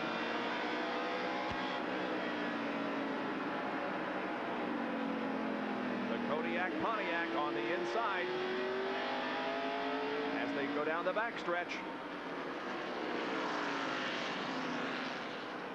Wallace has about a half a car length on Ricky and now has completed the pass. So Rusty Wallace begins to move forward once again to the Holly Farms 400 Winston Cup race from North Wilkesboro, North Carolina. We'll be back with more of our live coverage right after this. Back at North Wilkesboro, where Dale Earnhardt is leading the Holly Farms 400. In second place is Ernie Irvin in car number 2, and Irvin has been holding on to that position for quite a number of laps. He started this race in 23rd position. He was in 17th at the end of 40 laps, moved up to 11th, led at the end of 120, and now is back in second position at the end of 160 laps. He's from Modesto, California, and did grow up on the short tracks out on the West Coast. And we asked him, has your short track background helped you in the last few Winston Cup races? Well, you know, I think anybody that's even stepping into Winston Cup, you know, has come from short track backgrounds, and that's basically all I ever ran. You know, Martinsville's kind of a big track compared to what we ran on the West Coast and things like that. You know, very few half miles, a lot of quarter miles and third miles, and I think that really helps me at Martinsville. And I grew up racing on tires that were 8 inches wide and had to learn to just ease that throttle on, you know. Ivan Baldwin, the guy I grew up with, he taught me a long time ago. He says you got to treat that throttle like it's an egg, and you can't break it as you come off the corner. And I had to do that all day at Martinsville, and it worked. Well, he turned in the best performance of his Winston Cup career a couple of weeks ago, a 6th at Martinsville. Let's go to Jerry Punch. You can't be surprised to see how well Ernie Irvin is running here. Remember a couple of weeks ago in Martinsville, Virginia, he was in the same car, the same short track Pontiac, and he had the best run and best finish of his young career. He finished 6th up there, an impressive afternoon in Martinsville, Virginia. I tell you, they had an awfully good effort going up there, and they got the same thing going today. The fellow who's largely responsible for that is standing by with my colleague Dick Berggren. Dick? Well, I'm with Ernie Irvin's crew chief, Bob Johnson. Bob, it's an awfully good run, but can you keep this run going until the end of the day? I don't know. We'll see what happens. You know, we started way in the back because of lining up by points. It kind of hurt us, so we took a chance on that last stop. Seems to be working out pretty good, you know. Ernie's doing a heck of a job, and guys have been working hard the last 7, 8 weeks to see what we can do. We hope we can hang on. They're hopeful. So Ernie Irvin continues to hold on to second position. But he better not look behind him because there's a blue number 6, Mark Martin. And folks, he is strong today. He's marched through this field and is up in 3rd spot. Mark Martin, not too far behind him is Jeff Bodine. And here comes Davey Allison in for an unscheduled pit stop. Davey has been in and out of the pits, and certainly the Hamilton Ford is not working right this afternoon. And to update you on a couple of others, Richard Petty and Lake Speed have both gone behind the wall. Rick Wilson is back on the racetrack. And Derek Cope is behind the wall in the Pure Leather Pontiac as well. And Dale Jarrett has been in and out the pits. He has overheating problems in the Hardy's Pontiac, so he's a number of laps down as well. Changing the tires on the right side of the Hamilton Ford, driven by Davey Allison as they put the hood down. But Davey is not having a very good day at all. Now here is Mark Martin, who has passed Ernie Irvin, and so Mark Martin is in second. And there is Jeff Bodine, not too far behind Ernie Irvin. And Jeff Bodine, as we indicated earlier, is back on the lead lap. And Bodine is moving toward the front. He's up to 4th position now, and he was a lap down at one time. There's the interval between 1st and 2nd, and you can see that Dale Earnhardt is well in command of this race. Darrell Waltrip in car number 17 is just ahead of his brother Michael Waltrip, as we have Michael's side can in operation once again. And I don't know what they did on Darrell Waltrip's car on that pit stop, but they better undo it, because he is certainly not as fast as he was earlier. He's in 10th at the moment. Darrell Waltrip in 10th. We're still 12 cars on the lead lap. There, Dale Earnhardt, Ernie Irvin, who was running second, now in 3rd place, and Jeff Bodine, Mark Martin, Bill Elliott, Rusty Wallace, Ricky Rudd, Alan Kowicki, and here goes Rusty Wallace around Bill Elliott. That's for the 5th position. Morgan Shepherd also still on the lead lap. Darrell Waltrip 10th, Terry Labonte's 11th, and Ken Schrader in 12th. Those are the 12 cars on the lead lap. This is a good side-by-side battle here. It was there just a moment ago as Wallace pulled right alongside Bill Elliott to try to pick up the position. And Here are the two that finished first and second in Winston Cup points last year, with Elliott coming out with a championship. And this year, it is Rusty Wallace still trying to win his first championship. But this year, his nemesis, his opponent, is Dale Earnhardt. Did you see Rusty Wallace on last lap coming off turn 4? He lost the back end just a little bit. He's going to try it again. Oh, he did it again. He wiggled again. Yep. But you know, with a bi-ply tire before, it really didn't bother. Ooh, he carries Bill in and says, hey, boy, let me by. But that didn't bother Rusty Wallace before the bi-ply tire. But it seems like these radials, when they slip, it really gives these fellas a fit. They're not able to go on in the next corner the way they came off the last one. All right, now let's talk about what just happened here. Bill Elliott, of course, we already heard that the drivers were told in the drivers' meeting to give these guys a little bit of extra. Is that what Bill Elliott did, knowing that last year he was in the position to win the Winston Cup? No. Okay. No, I think he was racing for position the best he could, and Rusty, it took him a little while to get around. Now, once he got on the inside, Bill gave him some running room, but I don't think he was just moving over and letting him go. What happened? Rusty Wallace went down in turn 1, Bob, and he went in a little bit harder, and he literally carried Bill Elliott up the hill. Elliott had no choice except move up or run into the 27 car. Now, he didn't want to run into the 27, no.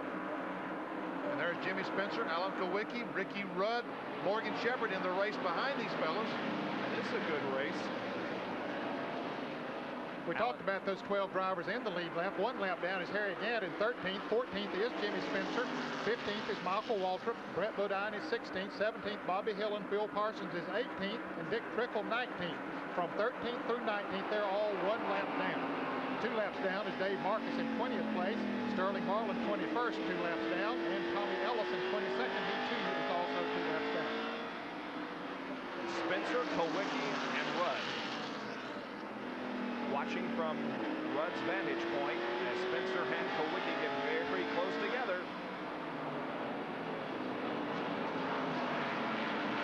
Davey Allison is back out onto the racetrack after spending several laps on pit road.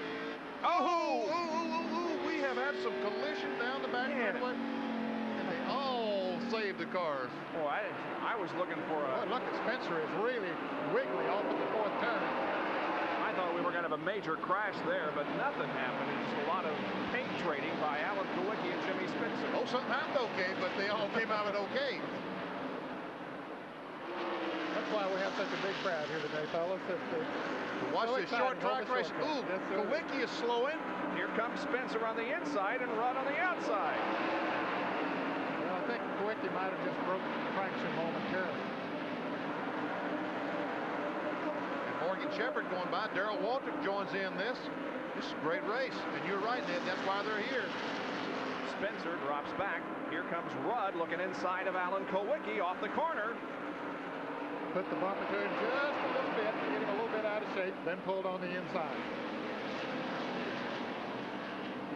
And Kowicki wiggles a little, and here comes Morgan Shepherd past, and Darrell Waltrip also does. Yeah, that little wiggle cost him 3 positions.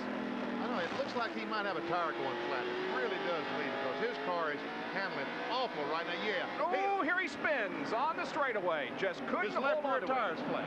See, the left rear tire is completely flat. Jimmy Spencer had just committed himself to come into the pits. He's coming, you can see his car on the right of the screen. He's coming on down pit road as the caution flag waves. There you can see that left rear tire on Kowicki's car is completely flat. Allen gets it headed in the right direction, but the 5th caution flag of the day is out on lap 183 as Alan Kowicki loses control coming off of corner 4. And here's a replay. You know, he's lucky because he was right in front of Michael Waltrip and Terry Labonte. Both those fellows able to miss him. Also, Rick Wilson.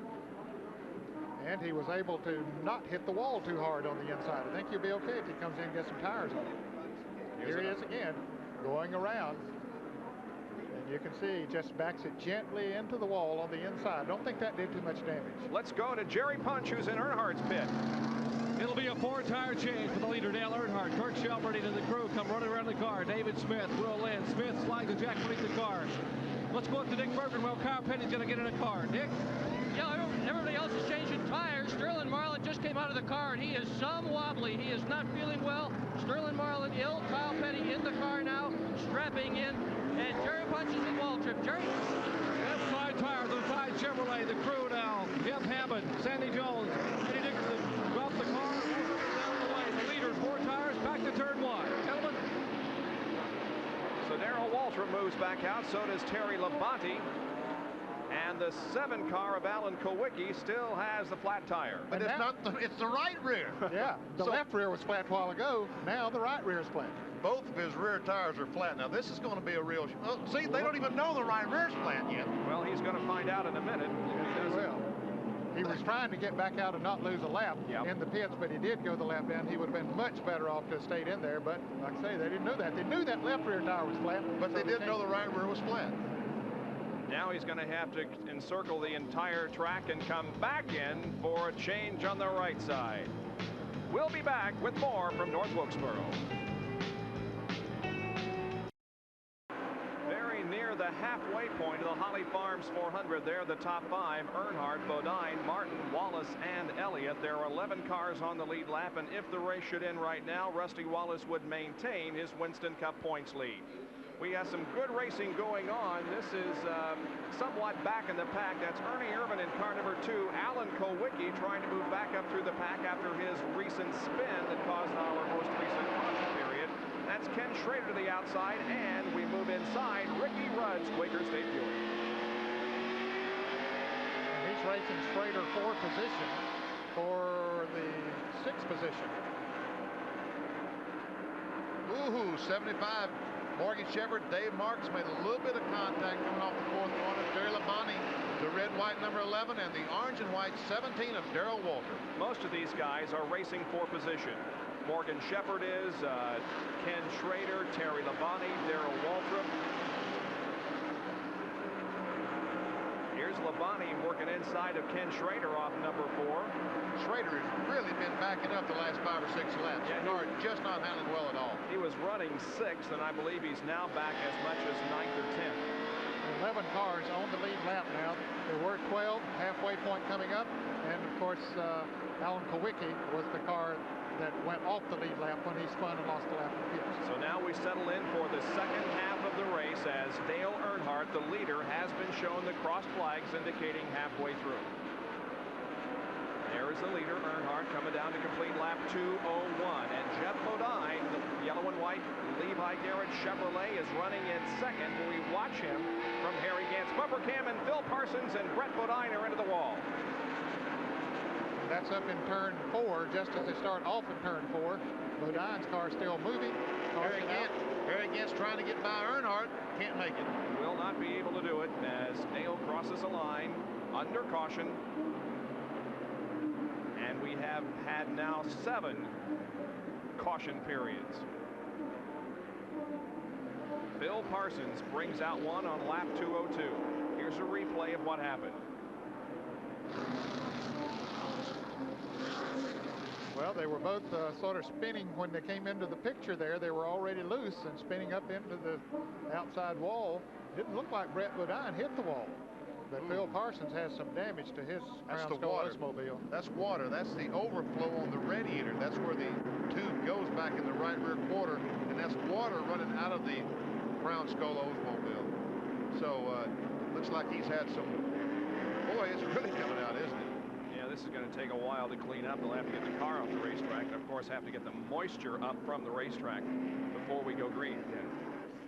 Ken Schrader is in for a tire change. We mentioned how he was slipping backwards just before that yellow came out, and so this tire change may help. And a chassis adjustment as well. That's correct. We saw the fellow back in the rear window of the car on the right rear. He was making an adjustment to the chassis of the car.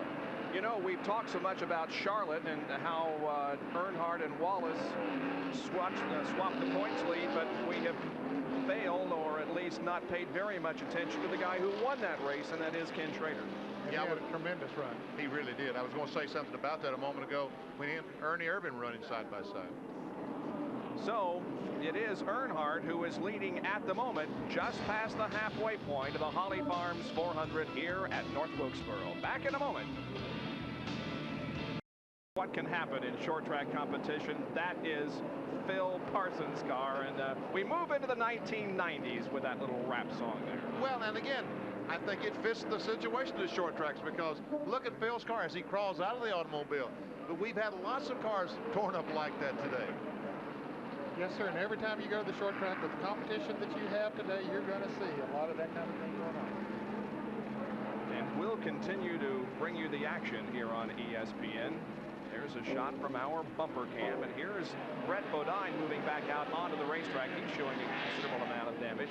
That is the car, of course, that crashed with Phil Parsons up there in turn number 3. And by the way, the track crew is still up there trying to get the moisture out of the racetrack. So it's going to be a couple of more laps before we can get back into a racing situation and a green flag. We are live at North Wilkesboro, North Carolina for the Holly Farms 400. And the battle is up front for the lead as we come back to green. It's Dale Earnhardt now being challenged by Jeff Bodine. What a comeback story this is for Jeff Bodine. A lap down earlier, got his lap back when we had a big crash on the front straightaway. Now trying to take the lead away from Dale Earnhardt in the Goodwrench Chevrolet. Now Harry Gant at car number 33 is in 12th position, 1 lap down. So he is simply trying to get back on the lead lap as we ride with him. 215 laps are completed.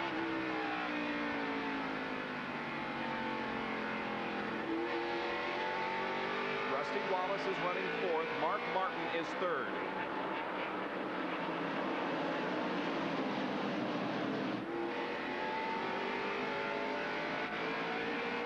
There have been only 3 drivers to lead this race so far today: Earnhardt, Mark Martin, and Ernie Irvan. So of the point leaders, Earnhardt and Martin are those that have gained the 5 points, and Earnhardt is going to get pretty close to leading the most laps here before too long, which will be another 5 bonus points. Good racing here. Ricky Rudd, car 26. That's Bobby Hillin, number 8. The 21 is driven by Tommy Ellis. Now Rudd is in 7th position on the lead lap. Bobby Hillin is 2 laps down in 14th. Dick Trickle is also 2 laps down in 13th position. And the 21 car is also 2 laps down. That, of course, is Tommy Ellis. Morgan Shepherd is there on the right side of your screen. 75 of Morgan Shepherd is on the lead lap. There is Darrell Waltrip, who is also on the lead lap. And Ken Schrader at number 25, so is number 11. So we have 3 cars running right here that are battling for position: Waltrip, Labonte, and Schrader. And we're watching from the side cam of Michael Waltrip, who is 20th position, 2 laps down. Well, ever since Darrell Waltrip made that extended pit stop to make the adjustment on the chassis, he has found himself in some very, very heavy traffic back there and has had to be awfully careful. Oh. Contact there between Tommy Ellis and Darrell Waltrip. When we keep talking about track position, that's what we're talking about. Making those good pit stops so you always are back out at the front of the pack and not having to worry about traffic like Darrell Waltrip and Michael are concerned with now, because it is awfully heavy back there.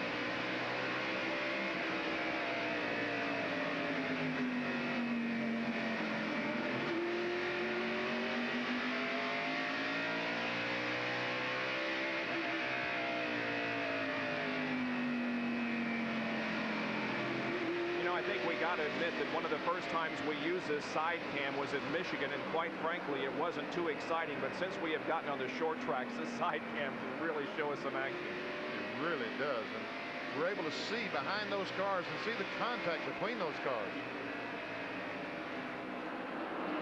Brett Bodine has a flat right front. Dick Bergeron.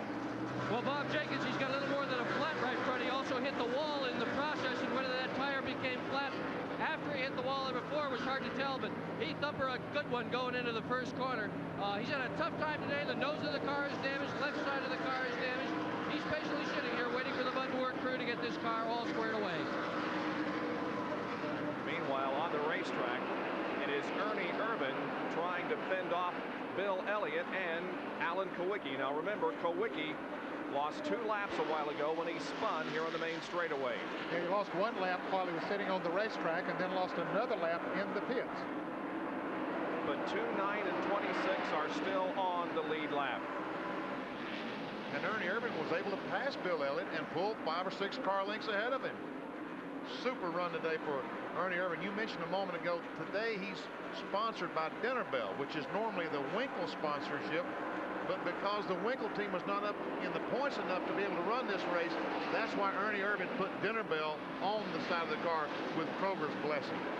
Let's check our Napa race summary to this point. Dale Earnhardt leads, has led 167 of the 220 laps at an average speed of 87.986 miles an hour. We've had 3 leaders, 4 lead changes, 7 caution periods, total of 46 laps, and 11 cars are on the lead lap. Those that are out of the race: Hut Strickland, Kyle Petty, Richard Petty, and Phil Parsons. Those who have picked up 5 Winston Cup bonus points for leading include Earnhardt, Martin, and Ernie Irvin. And as we mentioned, Dale Earnhardt is getting very close to leading the most laps during the day. He's not quite to that point yet that he can claim it, but it won't be too long if he stays out there, and that is another 5 bonus points. He has led all but 53 laps today, Dale Earnhardt has. Kowicki and Bill Elliott side by side. I started to say that Kowicki had finally taken the spot away, but no, Elliott came back on the outside. But now Kowicki does have the spot, and Ricky Rudd tries to move alongside the 9 car. And that will be for position. That was only track position as far as Kowicki was concerned, because as we mentioned, he is 2 laps down. Here's Ernie Irvin trying to pass Rusty Wallace. Don't you know this makes Ernie feel about as good as he possibly can to pass Rusty Wallace, and he goes by him. Let's go to Dick Berggren for a comment on the 2 car as Ernie Irvin salutes and waves to Rusty Wallace as he passes. Well, Bob Jenkins, Jeff Prospike, spotter down here, has been listening to the radio communication between Ernie Irvin and his crew, and it has been absolutely incredible. Ernie, just a few moments ago, radioed to the crew saying, "Let me get this straight. You want me to pass all the cars, save the tires, don't wreck, and win the race." His crew chief just said back one word: right. Not too much of an assignment, is it? Ernie Irvin has moved to 4th position, dropping Rusty Wallace back to 5th. A great run by Ernie. Well, another fellow that ran good at Martinsville along with Ernie Irvin was Dale Jarrett, who had his best finish ever, but he has taken the hardest Pontiac to the garage and out of the race. And as he was going into the garage, Lake Speed was coming back out of the garage. Speed has been in the garage area a long time, but now is back out there in competition. We focus in, meanwhile, on the battle for 2nd position. Jeff Bodine and Mark Martin. Here again, we see the green and white Skoll car was able to get by Jeff Bodine just a couple of laps ago. Now Mark Martin has run Jeff down. The blue number 6, that's Mark Martin, is Stroh's Light 4th Thunderbird, and he has position on Bodine. And that's Dick Trickle just behind these 2 as they race for position. Martin has the inside line, and here comes Dick Trickle in the number 84 car, and Mark Martin is going to go into 2nd spot. Now, Dick Trickle, under normal circumstances, would be in Nashville, Tennessee today for the All-American 400, a race that brings together top short track drivers from all over the country in various sanctioning organizations. But because of the rain out we had here 2 weeks ago and his commitment to Winston Cup, he is here today. But he said in the moments before this race that his heart really was in Nashville because he knew he could win that race. There must have been a song about that sometime along. My heart's in Nashville, but my heart's in North Wilkesboro. No, that's backwards, right? Well, it can't be any better than the rap song that we just heard on the short track races. Mark Martin, 2nd position now. Jeff Bodine is in 3rd. Dick Trickle, by the way, 2 laps down in 13th. And Mark Martin is running 4 1/4 seconds behind Dale Earnhardt. So Earnhardt is sort of checked out on once again. It wasn't too long ago that we saw Jeff Bodine battling Earnhardt for the front position, then Earnhardt just started pulling away. Ernie Irvin is 4th and Rusty Wallace is 5th. But you know, Mark Martin's car seems to get better as the race wears on. Just like at Dover, Delaware, when we saw the race up there about a month ago, his car got a little bit better as the race wore on. And if this thing were to stay green the rest of the day, I'm not sure that Mark Martin will win the race. Let's go to Jerry Punch, who's caught up with Dale Jarrett. Well, Bob, a couple of weeks ago, this young driver led nearly 100 laps in Martinsville, Virginia. But today, Dale, it wasn't to be your day. From the very beginning, you just had trouble. People trying to run over you out of turn 4. But what finally put you out? Well, we've been running hot about the last 100 laps, and apparently we've got a head gasket going or something. We've just been trying to nurse it around, and just finally gave up before we tore the engine all to pieces and caused somebody else some trouble out there. So just wasn't a good day for the Hardee's Pontiac. Starting that far back, we didn't have a bad car. I got hit earlier and spun out, but that didn't hurt us too bad. But you know, being all the way back there just hurt our chances of having a good run here today. Dale Jarrett out of it in the Hardee's Pontiac. And there is the leader, Dale Earnhardt. We haven't seen him in a while simply because he's running by himself, well in command of this race and about a half a straightaway ahead of second place Mark Martin. Dale Earnhardt has had things pretty much all his way so far in this event as he tries to recapture the points lead in the battle for the Winston Cup. We'll be back in just a moment.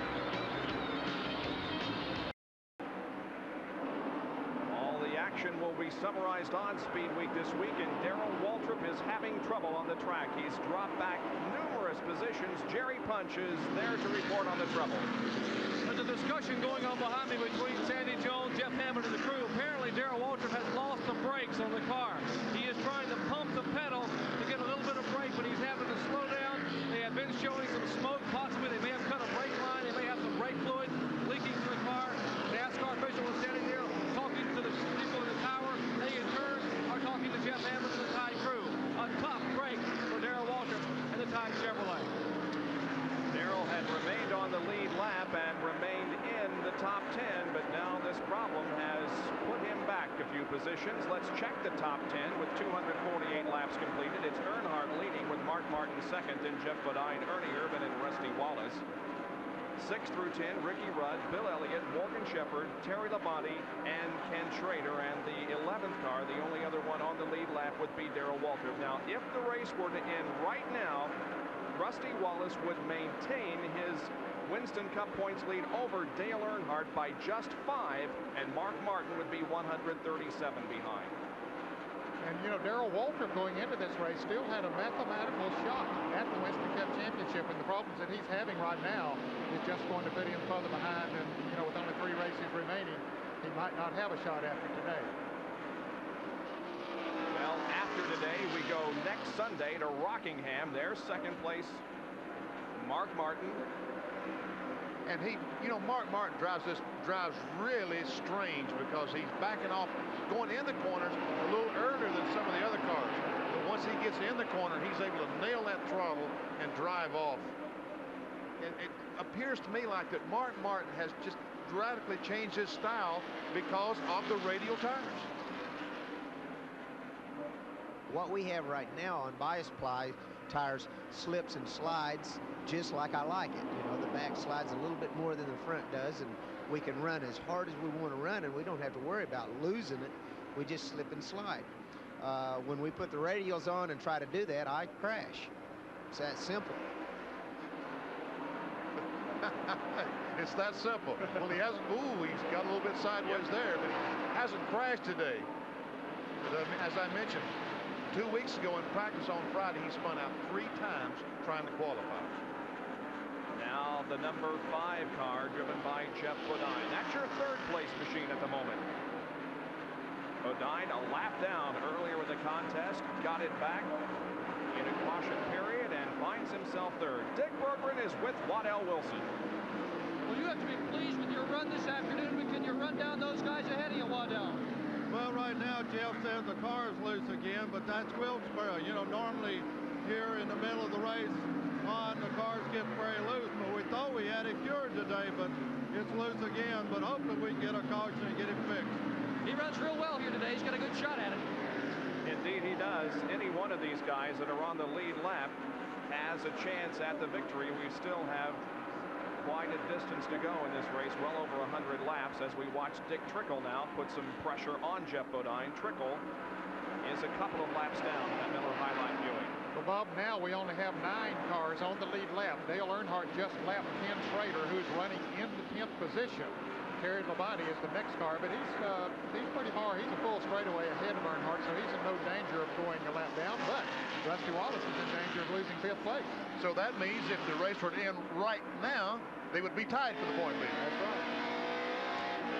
From out the back glass of Ricky Rudd's car, looking at Rusty Wallace. Ricky just passed him to move into 5th.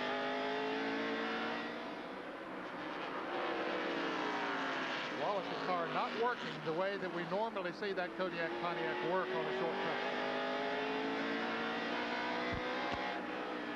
You know, I was on the Speed Week show with Bob Jenkins on Thursday evening, and Bob asked me who I felt like would have the advantage, and I said Earnhardt, because Rusty did not run well here in the spring. And whatever they had wrong in the spring, it seems to be has popped back up again, because you're right, Ned. Rusty Wallace is not running as well as we normally see him run. He really hasn't been in the hunt all day. He's never been up into a position to challenge for the lead. No, he has run good, but just not as good as he normally does. Let's go to the pits with Dick Bergman, who is with Rusty's crew chief, Barry Dodson. Well, Barry, you guys are not running in the leaders at this point. Can you adjust the car? What's wrong with it? We need to adjust it, Dick. The thing's too tight. We thought the track would loosen up. It hadn't happened on this radial tire. We just need a caution, get about 2 rounds of wedge out of it, and we should be a lot better. Well, one of the guys who's run real strong all day is the number 6, Mark Martin. His crew chief's with Jerry Punch. Jerry? Well, Steve Beal standing with me. You don't say hard work doesn't pay off. Steve, they say there are 2 kinds of chassis, front steer and rear steer. You had a rear steer and you couldn't win with it. You had a front steer and you weren't satisfied, so what you did, I'm told you brought a front steer car here and put a rear steer setup under it. People said you were crazy, but you're outrunning most of them. Well, we're outrunning everybody but one rear steer, so maybe we should have brought the rear steer. But the car's working awful good. What keeps happening is we're having to race a bunch of lap cars and people that can run as good as us when they throw the green flag. So Dale gets out on fresh tires and drives away. Mark has to use his tires up to get back in position. So by the time we're clear, our tires are gone. So we're just kind of waiting on the caution, hoping we can do a better job on the next stop. One of the hardest working crews and drivers in the business. They are due for a win. Crash. This might come today. Turn 4, not necessarily a crash, but a spin at least, and we thought we were going to see a yellow flag that was very much needed by Steve Beal and Waddell Wilson and the others, but that didn't happen. Jimmy Spencer was the car that got sideways up in turn 4. Right in front of Rusty Wallace, I might add. But Rusty was able to drive by him. So no caution. Dale Earnhardt will definitely pick up the 5 bonus points as lap leader for today, having led over 200. Right now we're at 266. Dale Earnhardt from Kannapolis, North Carolina, driver of the GM Goodwrench Chevrolet car number 3, is leading the Holly Farms 400. And Rusty Wallace finds himself in 6th position. So if the race were to end right now, the drivers would be tied. Here's our side cam as we look at Rusty.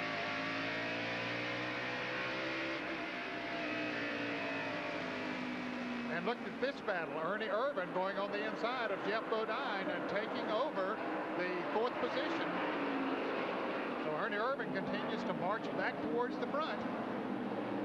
He was up there in 2nd place for a long, long time, led the race. He's one of only 3 drivers to have led this race today. And then a pit stop during a caution flag put him back in the field, but he's worked his way back now to 4th place. So he's trying to better his 6th place finish, which was the best of his career a few weeks ago at Martinsville. And if you wonder who's 3rd, it's Ricky Rudd. He was able to get by Jeff Bodine just a moment ago. And here is Michael Waltrip moving alongside of Ricky Wallace and in fact passing Rusty. So Rusty may have a problem. Darrell Waltrip is in. Jerry Punch is there. The winningest short track driver of the decade. 34th career short track wins in the 80s, but he's rolling very slowly down pit road. He does not have any brakes, and Billy Wilburn, Jeff Hammond, and the crew will raise the hood and try to get the brakes fixed. They think they probably have a brake line that has been severed in the left front of the car, and they are going to try to push the car down here and get it fixed. But a 9-time winner of Wilkesboro Speedway will not win today. Leader Dale Earnhardt in heavy traffic. Passing Sterling Marlin, and now Dave Marcus is just ahead in the Light Boy Chevrolet.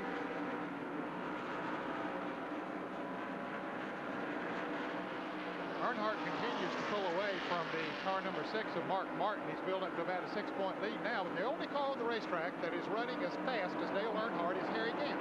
Gant is a lap down, but we'll see him. We watch Earnhardt go into the turn. We'll see Gant come into the picture here very quickly. Now you can see Earnhardt up in front of him, so he's not too far behind Earnhardt. He's going through all that traffic good. Spin up in turn 4. Michael Waltrip loops just ahead of Rusty Wallace, but Rusty manages to get by without being touched. And here comes Harry Gant going to get his lap back. Yes, he does. Oh, he almost got squeezed against the wall by Dave Marcus, but Gant did indeed get the lap back.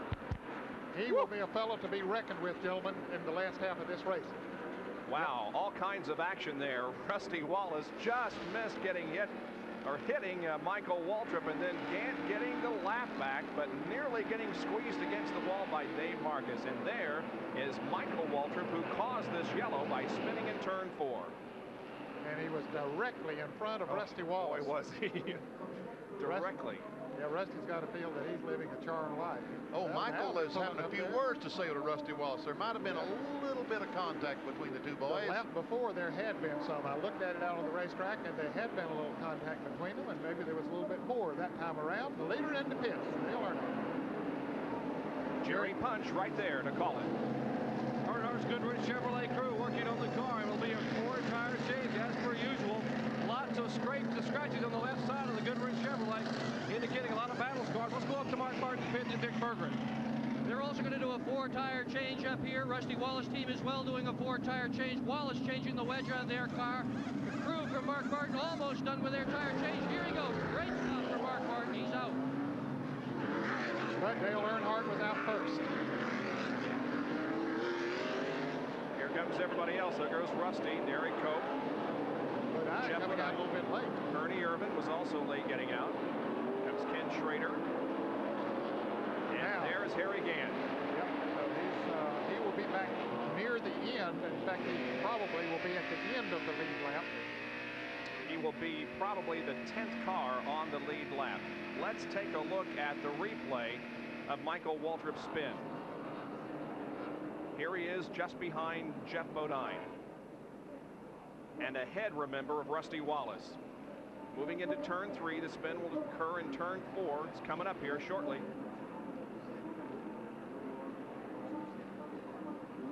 There he goes. Round he goes. We'll see Rusty in just a moment. Well, they never gets. Now we'll see him. There he is. Amazing. But Rusty got through unscathed. Michael Waltrip is seeing his brother Darrell in once again. Jerry Punch is right there. Darrell Waltrip back on pit road here, getting more service on the Tide Chevrolet as they have tried to get the brakes fixed. Then they have come back in and changed the tires on the car. They are looking over the area of the master cylinder. Darrell Waltrip having his troubles here at Wilkesboro Speedway. One driver who's not having any problems is Dale Earnhardt. He shows the way. Stay tuned. Back at North Wilkesboro, under green, 282 laps completed. Second place is being contested here as Dale Earnhardt once again has the lead. But Terry Labonte, Ricky Rudd, and Mark Martin are all three battling for second. Terry Labonte made a great pit stop in the Budweiser Ford. He was running about 9th position and came out in 3rd after the pit stop. And regardless of where his drivers start, and Terry Labonte started in 11th to make that 9th position this afternoon, you can't count a Junior Johnson prepared car out of a North Wilkesboro race. And right now Terry is second, chasing down the leader Earnhardt. Bob, they had about 120 laps to go when the green flag wave began. I think they'll be able to go the rest of the way if there is not another caution. Now let's take a look at the pit stop summary. Earnhardt stayed the same. Terry Labonte, look at the positions that he gained on that pit stop. He went in 9th and came out 3rd. Rudd lost 1 position, and Ernie Irvin lost 3 positions. Dale Earnhardt continues to lead. He has for most of the race, has already picked up the 5 bonus points for leading the most. There is Rusty Wallace along with Bill Elliott as they go to the inside of the number 8 car of Bobby Hillen Jr. and Dick Trickle. Here comes Ernie Irvin and Jeff Bodine and others that are on the lead lap. Rusty Wallace is in the 5th position now. So maybe they made that adjustment that he needed. Some contact between Ernie and Bill Elliott as they came off the 2nd corner. Both the cars got a little bit loose, and there's contact once again. Elliott and Irvin are banging on each other. Now Jeff Bodine moves down on the inside of Bill Elliott to take over the position. Elliott got caught on the outside. Can't get back down in to the low side of the racetrack. 75 car Morgan Shepherd is also on the lead lap, and the green car Harry Gant is working his way back up. Here's Ernie, was trying to go by on the outside of the 8 car Bobby Hill, and Jeff Bodine, as soon as he moved out, took advantage, dived on the inside of him. But Hillen is up there. Now what's going to happen? Here's Bodine moving to the inside off the 4th corner. And on past Bobby Hillen, though.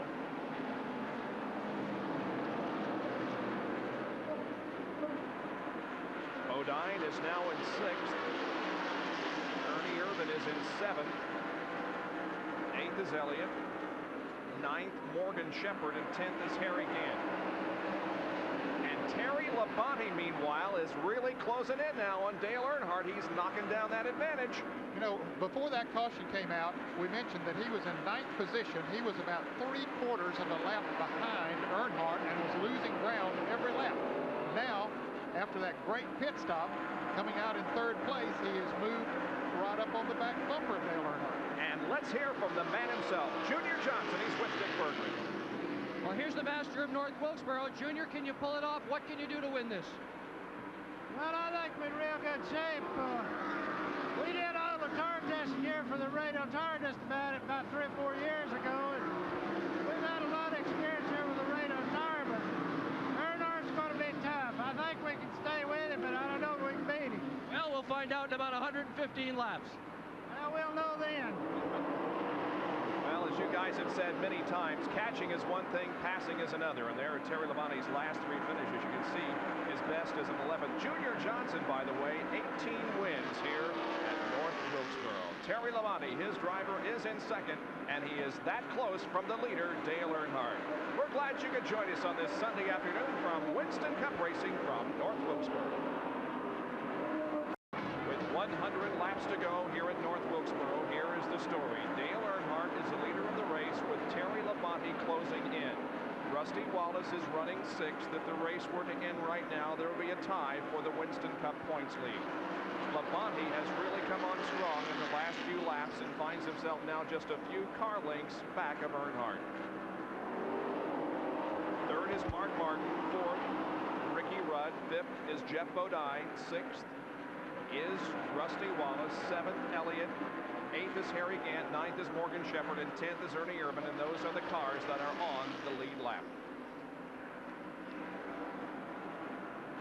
It appears as though Earnhardt in the black 3, the white and red number 11 of Labonte, evenly matched now. Here is Ernie Irvin in number 2 as he continues to be on the lead lap, but instead of running in the top 5, he now finds himself in 10th position. He has really been in some heavy traffic. He, Harry Gant, and Morgan Shepherd, Bill Elliott were all racing for position there with some lap cars. They were trying to get around Bobby Hillen and Jimmy Spencer, and Ernie got pushed a little high coming off of turn 4, and that cost him several positions. Morgan Shepherd running alongside of the 88 car of Jimmy Spencer as they touch, and Michael Waltrip is in the pit area. Now that's the reason why we're not showing you our side cam shots that we had for you earlier in the race, but Michael Waltrip is in the pits and the hood is up on that car as they work on it and try to get it back out there. There's Harry Gant trying to pass Bill Elliott. This is for about 7th spot, and Sterling Marlin is spun coming off the 4th corner. Kyle Petty driving that car now. He got in it a little while ago. I assume he's still in it. Kyle Petty. There is Kyle Petty in the 94 car as the caution comes out for the 9th time this afternoon. The Ultra Sunoco Oldsmobile headed backwards on the racetrack. That's Sterling Marlin's car, but again, we assume that Kyle Petty is still in it as he relieved Sterling a few laps ago. Okay, it'll be pit stop time again. No question but what they can go the rest of the way from here. Of course, they could have anyway. As far as gas was concerned, they only had 120 laps to go when the green flag waved before, but now the caution out, and I'll bet they'll all come in for new tires. We shall see in a half a lap. This is the break that Harry Gant needed because, as Ned Jarrett mentioned, he was an awfully fast race car, but in the middle of heavy traffic, Earnhardt had pulled away for about a half lap advantage. Now Harry Gant able to make a pit stop and pull up in about 5th or 6th spot behind Earnhardt. Let's see if they pit. Yep, here comes Dale Earnhardt. Jerry Punch will call the stops by the leader. Dale Earnhardt brings the Goodrich Chevrolet in. He's on top of your screen. Terry Labonte in the car number 11 on the bottom of your screen. Earnhardt almost overshoots the pits, but they're working on the car. Right side charge for Terry Labonte. Likewise, that's for Dale Earnhardt in the Goodrich Chevrolet. Kurt Shelburne in the crew now going to the left side. Same way with Labonte. Tim Brewer, Mike Hill in the crew now. Pete Wright working on the Budweiser Ford for Terry Labonte. It's a crew chief race here in the pit. Earnhardt's car off the jack. Get down and away. Still working on Labonte's car.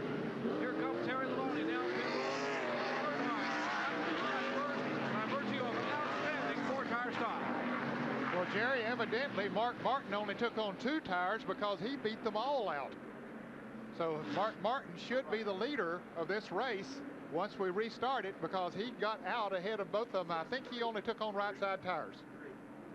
Well, we will be answering that question in just a few moments. Meanwhile, we're going to take another break while we are under caution here at North Wilkesboro in the Holly Farms 400. Stay with us. The field has just taken the green flag, and Mark Martin has the lead, but is he going to be able to hold it? Here comes Earnhardt on the outside, and no, Dale takes it away. Wow. Less than a lap from the resumption of the race, Earnhardt blows around Mark Martin and resumes command. On the outside, too. Mark Martin just can't get going on the restarts, and early on, see, Ricky Rudd is going to try to take second away going down the back straightaway. Well, Martin only took on 2 tires. We did confirm that, and I think that was a mistake. Let's go to Dick Berggren, who's with Steve Meal, and he can tell us the strategy in this. Well, Mark, you only took 2. Everybody else took 4. Do you now wish you had taken 4? Well, we've been too tight all the time after a restart on new tires, and we really need to run a long time under the green. Hadn't been happening, so we decided we got 2 tires would be loose enough to run the last 90 laps, maybe be in good shape. It's just a gamble. We'll see what happens. It's not over yet. Last week in Charlotte, when everybody else took on 2 tires, they took on 4. So they're using a different strategy than everybody else, it seems, up and down pit road, trying to get that elusive first win. Mark Martin is now 4th, and right behind him is Bill Elliott. It's Earnhardt, Rudd, Labonte, then Martin, then here comes Bill Elliott. Jeff Bodine is next, followed by Morgan Shepherd, and then Rusty Wallace. And then Ernie Irvin and Harry Gant. Gant came out in 10th place. So, Benny, that what we thought helped him a great deal there didn't help him quite as much because he came out in 10th out of the pits. No, he didn't. Because by the time he gets back up to 4th or 5th, he'll still be a half lap down. Jeff Bodine is really all over Bill Elliott for 5th position. Elliott has run a good race today, but he hasn't been a factor as far as running up front. Now he gets a little tap from Jeff Bodine, but he has kept the car in the lead lap all day, so you got to hand it to him. He's driven a great race. I tell you what, this has been one of Bill Elliott's better races on a shorter racetrack. Although he did win Bristol a couple years ago, when he and that fellow right beside him got together and gave us a very exciting run up at Bristol. Earlier this year here at North Wilkesboro in the first Union 400, Bill Elliott finished 22nd. And Jeff Bodine is passing him now down the backstretch. Elliott a little reluctant to give up the position, but he finally has to. And Jeff Bodine goes to 5th. Morgan Shepherd, Rusty Wallace, Harry Gant, Ernie Irvin. All those cars on the lead lap. Also, Kenny Schrader, the orange car, maroon car behind Ernie. No, he's a lap down. Schrader is a lap down. Earnhardt lapped him. There is Rusty Wallace, who is just ahead of Harry Gant. Running in 8th place. And I'll tell you what, now, if the race were to end, Rusty would lose the lead. Yes, he would. Dale Earnhardt would be in the lead, I believe, by 10 points. 9 or 10. Well, you know, in the Charlotte Observer today, Tom Higgins wrote a quote from Rusty Wallace. He said, I feel like I will lose the championship, the lead points back to Earnhardt, right? The points chase, but I'm still going to win the championship. There you can see some of the cars that are out of the race, and Rick Wilson and Derek Cope remain behind the wall. That is interesting that Rusty would say he thinks he's going to lose the points lead, but eventually win the championship. Now, coming up, and by the way, the last 3 races will be here on ESPN for you to enjoy as you follow the Winston Cup battle with us next Sunday. at Rockingham, North Carolina Motor Speedway. Then a couple of weeks after that, it'll be Phoenix, Arizona. Our second visit to that track for Winston Cup competition. We'll close it out in Atlanta. Harry Gant had a nose up under Rusty Wallace, but Gant saw Larry Pearson up in front of him, and he had to back off, get down on the inside of the track. He'll get another run at it here. No in-car shots at the moment because our helicopter has had to land for fuel. We'll be back up before the end of the race, hopefully, as we watch Rusty Wallace. And Jeff Bodine is just past Mark Martin to take the 4th spot away. Levi Garrett Chevrolet running awfully strong today. Bodine doing a super job getting through this traffic. He's a little less than 3 seconds behind Dale Earnhardt now. We'll clock him in a few more laps and see if he's able to pick up on it once he got out in the clear run.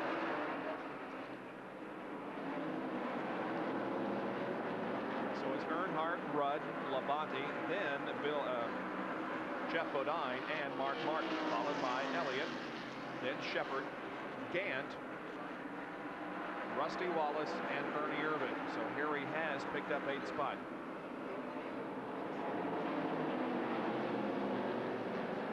The 11 car of Labonte. Now, Bob, that car doesn't seem to be as strong as it was before that last caution. He was able to run with Earnhardt before they changed tires this last time.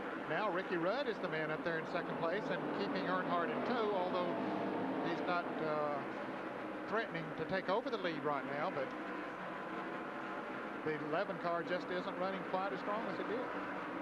Really doesn't appear anyone has anything for Dale Earnhardt in that Goodwrench Chevrolet this afternoon. He looks to be the dominant car and led most laps, and every time there's a restart, he simply just pulls away from the competition.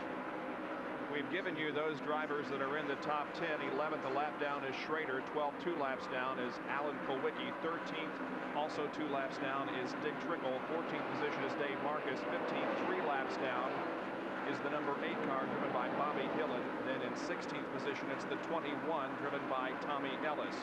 Well, we haven't seen any instances of blown engines this afternoon here at North Wilkesboro. As a matter of fact, what happens when an engine blows up? Well, Dr. Jerry Punch tells us it's a bit of a misnomer in this track back.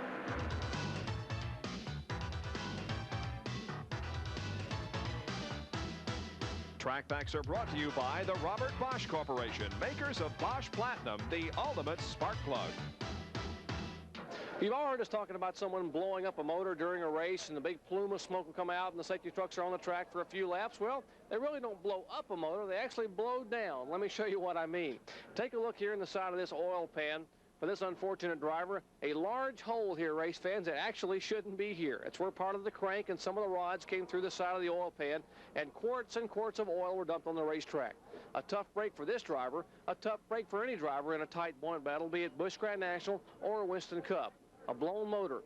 Clear evidence here that something you don't want to have. Nothing like that this afternoon, but the action has been hot and heavy on the racetrack as we're at the Holly Farms 400 with 332 laps completed. In an effort to regain the Winston Cup points battle, Dale Earnhardt in car number 3 is leading the Holly Farms 400. And his advantage over Ricky Rudd is that much. Rudd in car number 26 is running in 2nd position. Well, there's no contest there, but we have a contest for 3rd spot. Jeff Bodine has caught Terry Labonte. And Jeff Bodine, the yellow and white car, is going to drive the red and white number 11 next year. So we know, as Ned Jarrett mentioned earlier, he wants to impress these North Wilkesboro fans and pass Labonte. We continue to pan back and show you the cars as they run on the racetrack, not in their running order. The number 10 car, driven by Derek Cope, is running in 26th position, more than 20 laps down to the field. Behind Derek Cope is the 71 car of Dave Marcus. He is shown in 14th position, 2 laps down. Then comes Tommy Ellis in number 21, and he is 3 laps down in 16th position.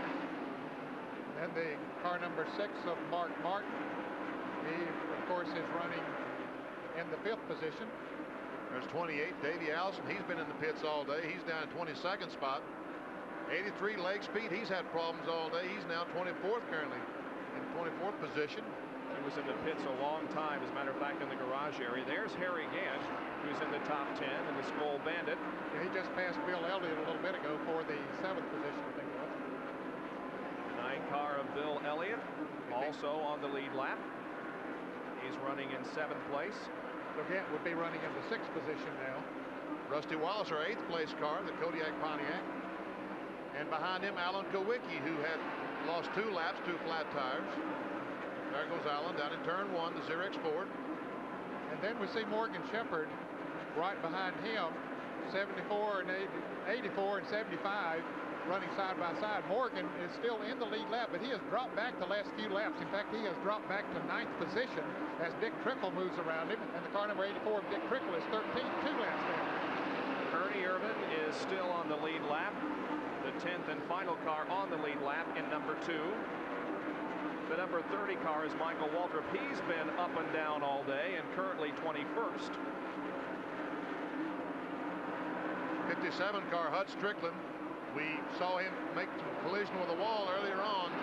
The rookie point thing, Dick Trickle continues to lead that. Hud Strickland had a tough day today. And Larry Pearson, who's also in the battle for the Winston, for the Rookie of the Year, is out of the race. Here's Bobby Hillen, who is 15th, 3 laps down. Jimmy Means at Alka-Seltzer Pontiac. He's in 28th spot. Jimmy's had problems all day long. And right behind him, 25-88, that's Ken Schrader, the winner last week at Charlotte, and Jimmy Spencer in the Crisco Pontiac. Good race going between these two fellas. Yes, Schrader is 1 lap down in 11th place, and Spencer is in 14th position. 18th position, I beg your pardon. Some 4 laps down. Yeah. And those are the cars that are on the racetrack as we're back to our leader, Dale Earnhardt. So that's the way they run now. And we are on lap 350. So we've got 50 more laps to go in the Holly Farms 400 here at North Wilkesboro. Will Dale Earnhardt hold on for the win? There's our leader, Dale Earnhardt, with 44 more laps to go. Putting another lap on Tommy Ellis in car number 21. Dale Earnhardt has led most of the way in this race so far. He was a pole sitter, and of course we started according to points before Charlotte, and he took the lead at the beginning of the race and has held it most of the time.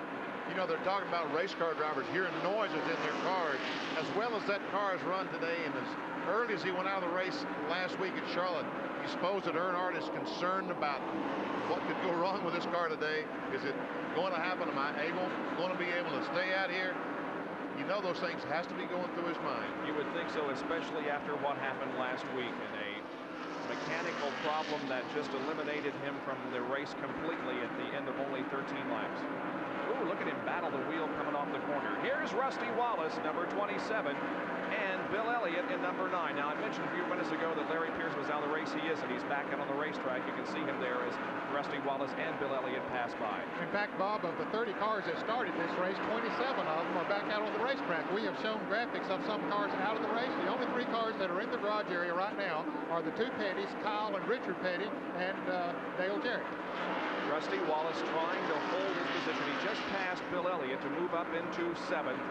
And each position he moves up gives him a few more Winston Cup points. And they are so very, very valuable. There is Earnhardt off of corner number 4. Finds himself in 2nd place in the Winston Cup points for the first time since earlier this year at June. He lost it last week at Charlotte. So after the problems at Charlotte last week, has anything changed in the shop this past week? What broke at Charlotte was just camshaft broke. You know, that's material you can't do anything about metal breaking. If it gives up, it gives up. Just one of those things. The guys in the shop are right on cue. They're doing everything they got to do to try to win, and you know, nothing's changed. Well, nothing has changed certainly as they have got him in the lead once again. Well, I tell you what, those fellas in the shop, I don't envy them for the next month, trying to go over every part that they possibly can to make sure that there's nothing breaks. Earnhardt last week, 13 laps, he breaks a camshaft, finishes 42nd in a field of 42 cars. Last spot, oh, he made contact with Michael Waltrip going in the corner. The car wiggled tremendously in the middle of the corner. Earnhardt lucky that he didn't spin out. Well, if the race ended right now, he would be in the point lead by 4 points over Rusty Wallace if they finished in the positions that they're in right at this moment. Well, I'm sure that L.G. DeWitt, Frank Wilson, Herman Hickman, all the people down in North Carolina Motor Speedway is hoping that we come down there next week 3 or 4 points difference in the Winston Cup Championship. Now here is a good battle for position between Terry Labonte in number 11 and Jeff Bodine in number 5. This is for 3rd place. Second is Ricky Rudd, but this is the battle for 3rd now. Oh, we have a car in the wall. Jimmy Spencer slides up and bumps the wall between turns 3 and 4. The car is still moving. It's going backwards on the racetrack. NASCAR is still not thrown a caution flag. I don't believe he can get back down across the racetrack. If he does, he's going to run into somebody because the car is all the way around the track. Yellow's out. Earnhardt takes the yellow flag. Ernie Irvan just stayed on the lead lap. He was just about to be lapped, but now this caution was a good deal for him. Well, I don't think Earnhardt wanted to see this caution flag. He wanted to go and run this thing out the rest of the way. Now he's got to make another pit stop and hope the next set of tires that he gets on is as good as what he's had all day. He's definitely going to be feeding time at the zoo now when they all go in the pits. 33 laps to go. 10th caution of the day. Earnhardt and the others waiting to come in for a pit stop. Dick Berggren is going to call the pit stops by the leaders. Here they come, Dick. Yeah, Earnhardt's coming down pit road. Cecil Gordon was way out by the wall. Earnhardt's on the top. Ricky Rudd, who had been running second, is on the bottom. Both teams, as you can see, working the right side tires right now. They've got the left side lug nuts loosened up on both. Doesn't seem to be either one with a big advantage, but Earnhardt's guys, David Smith just came around with a jack. They're a little bit ahead. Earnhardt a little bit ahead on this pit stop. Smoke coming off the left front. That's where the brake would let a little smoke come off. Earnhardt's down and away. Boy, he did it again. Earnhardt's guys beat Rudd. Rudd's guys could not have tried any harder. One of them fell down, pushing that car down pit road. Wow. And the guy that gained the most on that pit stop, Dick Berggren, was Rusty Wallace. Exactly. He went in the pits running, what, about 8th position? Yep. Came out running 3rd. Yep. Rusty Wallace is going to be lined up 3rd for the restart. And then will come Jeff Bodine and Terry Labonte. So Rusty Wallace, because of that, finds himself now, if the race were to end, back in the Winston Cup points lead. We'll be right back. Here comes the green flag as you rejoin us, and we'd like to remind you that right after our race, we'll be going to Laguna Seca Raceway in Monterey, California, first for the Marlboro Challenge, and then the final IndyCar race of the year, the Champion Spark Plug 300 live from Laguna Seca. Right now, it's Dale Earnhardt and Rusty Wallace running 3rd, but look at the positions that he picked up in the pits. He went in 7th, came out 3rd, but we've got to remind you that Rusty Wallace took on only 2 tires, and most everybody else got 4, and you can see perhaps right now that being evident as here comes Jeff Bodine and Terry Labonte and Bill Elliott. Yeah, that 2-tire change might have cost him like it did Mark Martin a moment ago, but Rusty's car had been pushing all day, and Mark Martin's had too, and so they chose to gamble that way to try to get the track position, but just lost 3rd position. And he's in jeopardy of going down another position as Terry Labonte takes 5th away. Rusty is in 5th. Ooh, and Bill Elliott gets sideways after getting nudged from behind by Mark Martin. Yep, they run awfully close. Too close. So really that advantage that he got in the pits is almost erased at this moment. Oh, it looks he lost the back end just a little bit more off that corner. Bill Elliott looks like it's going to have to go by on the outside. He's going to try it. And you can see the traction he gets. 3 abreast. Oh, boy. Can this work? Somebody's got to back out. Oh, and it's going to be Rusty. And here comes Harry Gant. Meanwhile, here's Mark Martin and Bill Elliott going at it side by side as we watch from Harry Gant's car. And I don't believe that was a good move on the Kodiak team to just put on those 2 tires. Same as Mark Martin a moment ago. That just didn't work for Mark. Hasn't worked for Rusty. Marcus Shepard has went by Rusty Wallace. He's now in 9th position. Rusty Wallace is back to 9th. So that was a position behind where he was before the pit stop. And here is Bill Elliott and Mark Martin as they contest the 5th spot.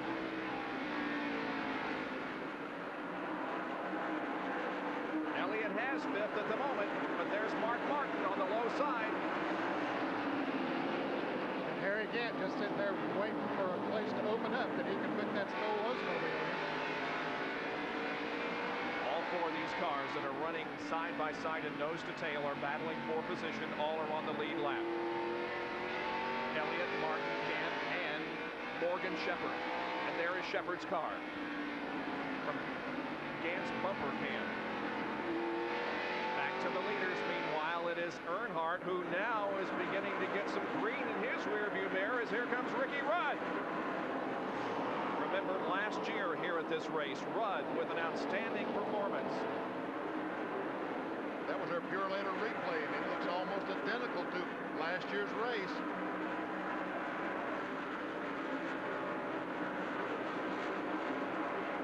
Let's go down to the pit area and call in Dr. Jerry Punch, who's with the crew chief on the 26 car, Larry McReynolds. They are cheering their driver in the pits here. The crew, the Quaker State crew, now jumping around as Larry McReynolds watches the laps count off one by one, watching his driver and waiting, hoping maybe for a victory. Last year, the car is so strong here in the short track. Larry, you guys have been working and hustling all day. The car's getting better and better. Do you have enough to possibly challenge Earnhardt? I don't know. I believe Dale's going to have to slip a little bit. He hadn't slipped all day long, although right now we're a little bit quicker than Dale, but the problem's not going to be getting to him. It's going to be getting by him with 15 laps to go, you know. Dale's like chasing bear with a BB gun right now, though. He knows he's got to stand on it. Well, Ricky Rudd's got his work cut out for him. McReynolds and the crew, all they can do is stand here and watch. Boy, I can tell you, I like a fellow that tells it like it is, and he said it exactly the way that it is. But look at this great race going on. Elliott, Mark Martin, and Harry Gant. This is for 5th position. From Harry Gant's cockpit, we watch Mark Martin ahead and Bill Elliott. Now Gant trying to position himself to the inside of Mark into turn 1. And Mark trying to position himself to the inside of Elliott. Well, I'll tell you, that is some great racing. Mark Martin once again on the inside of Bill Elliott coming off the 4th corner. They're side by side. All Harry can do is just sit back there and watch and hope that one of them passes somebody pretty quick. And Mark Martin is going to pass Bill Elliott. Oh, he ain't passed him yet. Watch this. But he's got the inside groove, but Elliott's hanging on pretty good out there. But no, that got him. He's got it now. Okay, I think he got it. He surrenders. But Elliott's car has been running high all day and doing a good job. Now let's drop back and show you the distance between that group of cars and Rusty Wallace. And here, Rusty has got his hands full trying to stay hold on to 9th position. Ernie Irvin is just about to take 9th position away from Rusty. And at the line, Irvin with about a half a car length advantage. This is the battle for 9th position and the final spot on the lead lap. And Ernie Irvin, as they come out of corner number 2 down the backstretch, has a slight advantage. But Rusty is going to battle to the end to hold on. Boy, I'll bet Barry Dodson and the Kodiak crew would like to make that pit stop over again. And Rusty Wallace has now fallen back to 10th position as a final car on the lead lap because he only took 2 tires in the most recent pit stops. We're 11 laps from the end of the Holly Farms 400.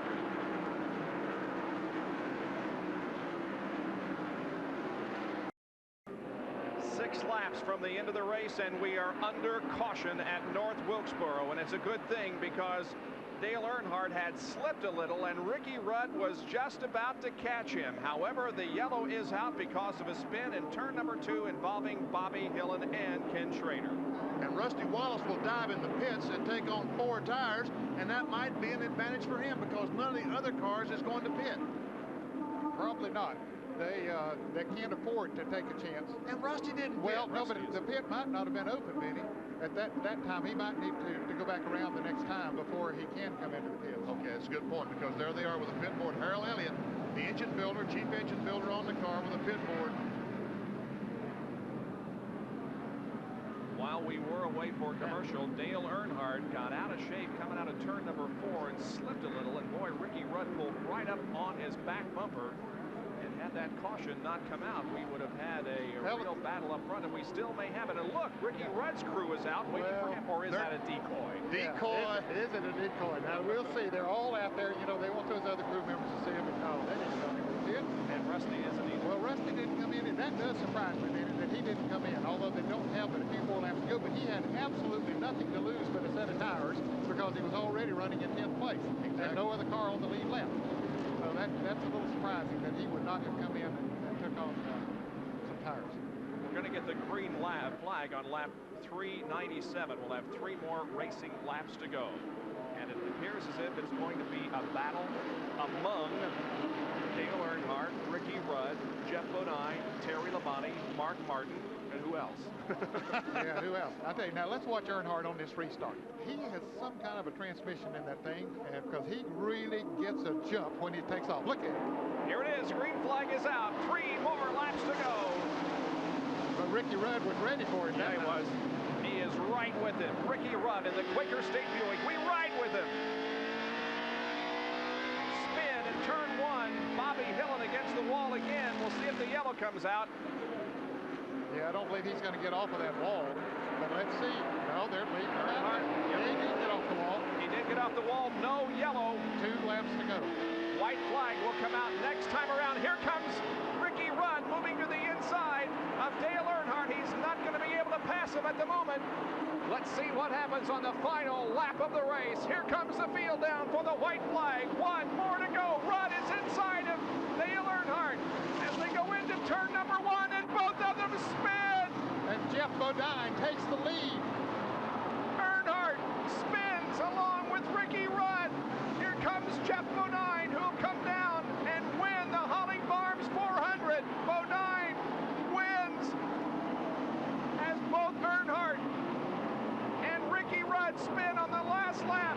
And Rusty Wallace is going to finish ahead of Dale Earnhardt. Wow. Short track racing.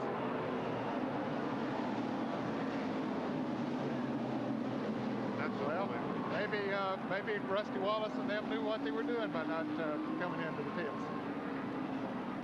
Wow. The final short track race of 1980s of the decade ends, and boy, it had a tremendous ending. As Ricky Rudd and Dale Earnhardt spun on the last lap, giving Jeff Bodine, who was running in 3rd position, the win. And more importantly, Rusty Wallace, who was running in 10th position, finished ahead of Dale Earnhardt. He finished 7th. Earnhardt finished 10th. And so he maintains the lead. Let's go to Dick Bergman, who's with Childress. Well, Richard, you had quite a view of that thing. What do you see happen? He was just racing hard. I couldn't tell. Ricky got into Dale. You know, hell, I don't know. Y'all seen it too. What were you telling your driver? You were just talking to Dale. What were you telling him, and what was he telling you? I just told all of them to be cool. You know, we just can't afford no trouble now. We give it our best shot. That's the way it goes. And they're looking up pit road now. The crews are going up pit road.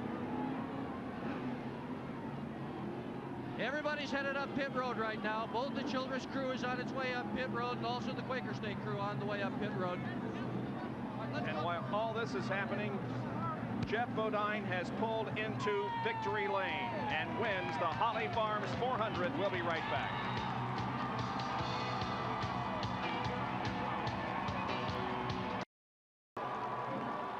An unbelievable finish to the Holly Farms 400. The guys running 1st and 2nd crash out on the last lap. Ricky Rudd and Dale Earnhardt giving Jeff Bodine his win, and there he is in victory lane. Let's go to Dick Bergman, who's with Ricky Rudd.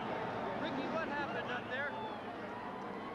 Well, I don't know. Dale and I got together. His handling went away after that last restart, and I got on the inside of him. I felt like he came down on me. I don't know. All I know is we got together. You know, I hated that happened. We were going to have a good run for the victory there. You guys had a conversation after this was all over. What was said? I think we're discussing the weather. I believe that talking about it was a pretty warm day out there today. Ricky Rudd with a good run, but it didn't end in victory lane for him here this afternoon. Everybody's caught, and the weather is very nice indeed. And here's a replay now of the action that occurred when the two came into the pits. That's Chocolate Myers, who is having a discussion with some of the members of the Ricky Rudd team. There's Larry McReynolds holding back one of the other members, and here comes a NASCAR official to say, okay guys, cool it. The race is over, and there's no sense crying over spilled milk. Jeff Bodine, meanwhile, benefits from all of this and wins the Holly Farms 400. And our winner circle interview being brought to you by the Sears Die-Hard battery, now with more power when you need it much. Here's Jerry Punch. Jeff Bodine getting a big hug from wife Kathy. Jeff, congratulations on a great win. Jerry, it was exciting. It's what Winston Cup racing's all about. I remember this race last year. I was sliding sideways in the third and fourth corner and got beat. I was kind of hoping they'd do that. Ricky was running good. He got under Dale, and they just bumped down there. That's just hard racing, good racing. I guess they're discussing it out on pit row. I'd like to see that, but you know, I hate to say that a place has owed me, but this place really has. We've come real close a lot of times, and last year and even this year. Finally got it. It feels great. It shows the, come here, Rick, it shows the character of this team. And even though we're not going to be together, right, buddy? We're still friends, and we're still racing hard, and we're always going to be friends. Always. And, great job. Great job. Well, your win today, Rick Hendrick, the car owner, your win today clinches a 7th consecutive Manufacturers Championship for Chevrolet. And you did it the hard way from a lap down. Well, we did. I'm glad for Chevrolet. I won't be with them next year. I'm going to be with Ford, but I'm glad we did this for Chevrolet and finally got a win this year. And it's been a long time, but we're going to miss you, Rick. Miss you, Jeff. Love you, buddy. Poignant here in Victory Lane as Jeff Bodine wins the Holly Farms 400. An exciting last 3 laps. And he broke a 41 race winless streak, his last at Pocono in 1988. And there are the unofficial point standings at the conclusion of this race. Rusty Wallace holds on to the Winston Cup points lead, but it's only by 37 now over Dale Earnhardt. And Mark Martin finds himself 128 behind the leader, Rusty Wallace. Next week at Rockingham, North Carolina, then at Phoenix, and then Atlanta. Our top 20 finishers here this afternoon. The winner, Jeff Bodine, Mark Martin second, Terry Labonte, Harry Gant, and Morgan Shepherd. Finishing 6 through 10, Bill Elliott, Rusty Wallace, Ernie Irvin, Ricky Rudd, and Dale Earnhardt. 11th was Kulwicki, 12th Dick Trickle, 13th Ken Schrader, 14th Dave Marcus, 15th Tommy Ellis, and then finishing in the 16th through 20th positions, we will check into, there they are, Bodine, Spencer, Hillen, and Waltrip. Dick Bergman is with Dale Earnhardt. Dale, what happened up there? Well, you seen it on TV. Well, how do you see it? You obviously were involved. I gave him the whole bottom lane. He knocked the shit out of him. That's what I did. Dale Earnhardt obviously upset about this situation. Obviously not. How will this affect your championship view from here on? You get 3 more to go. What do you think? They ought to find that son of a bitch and make him sit out the rest of the year, I think.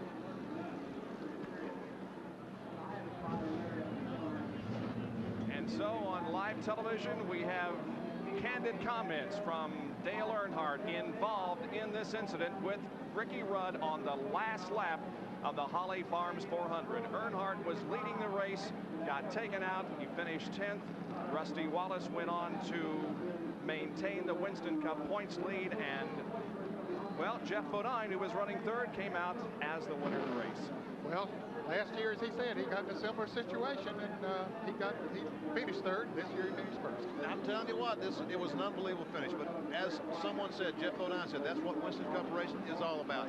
We are always continually having finishes like that. How we do it, I don't know.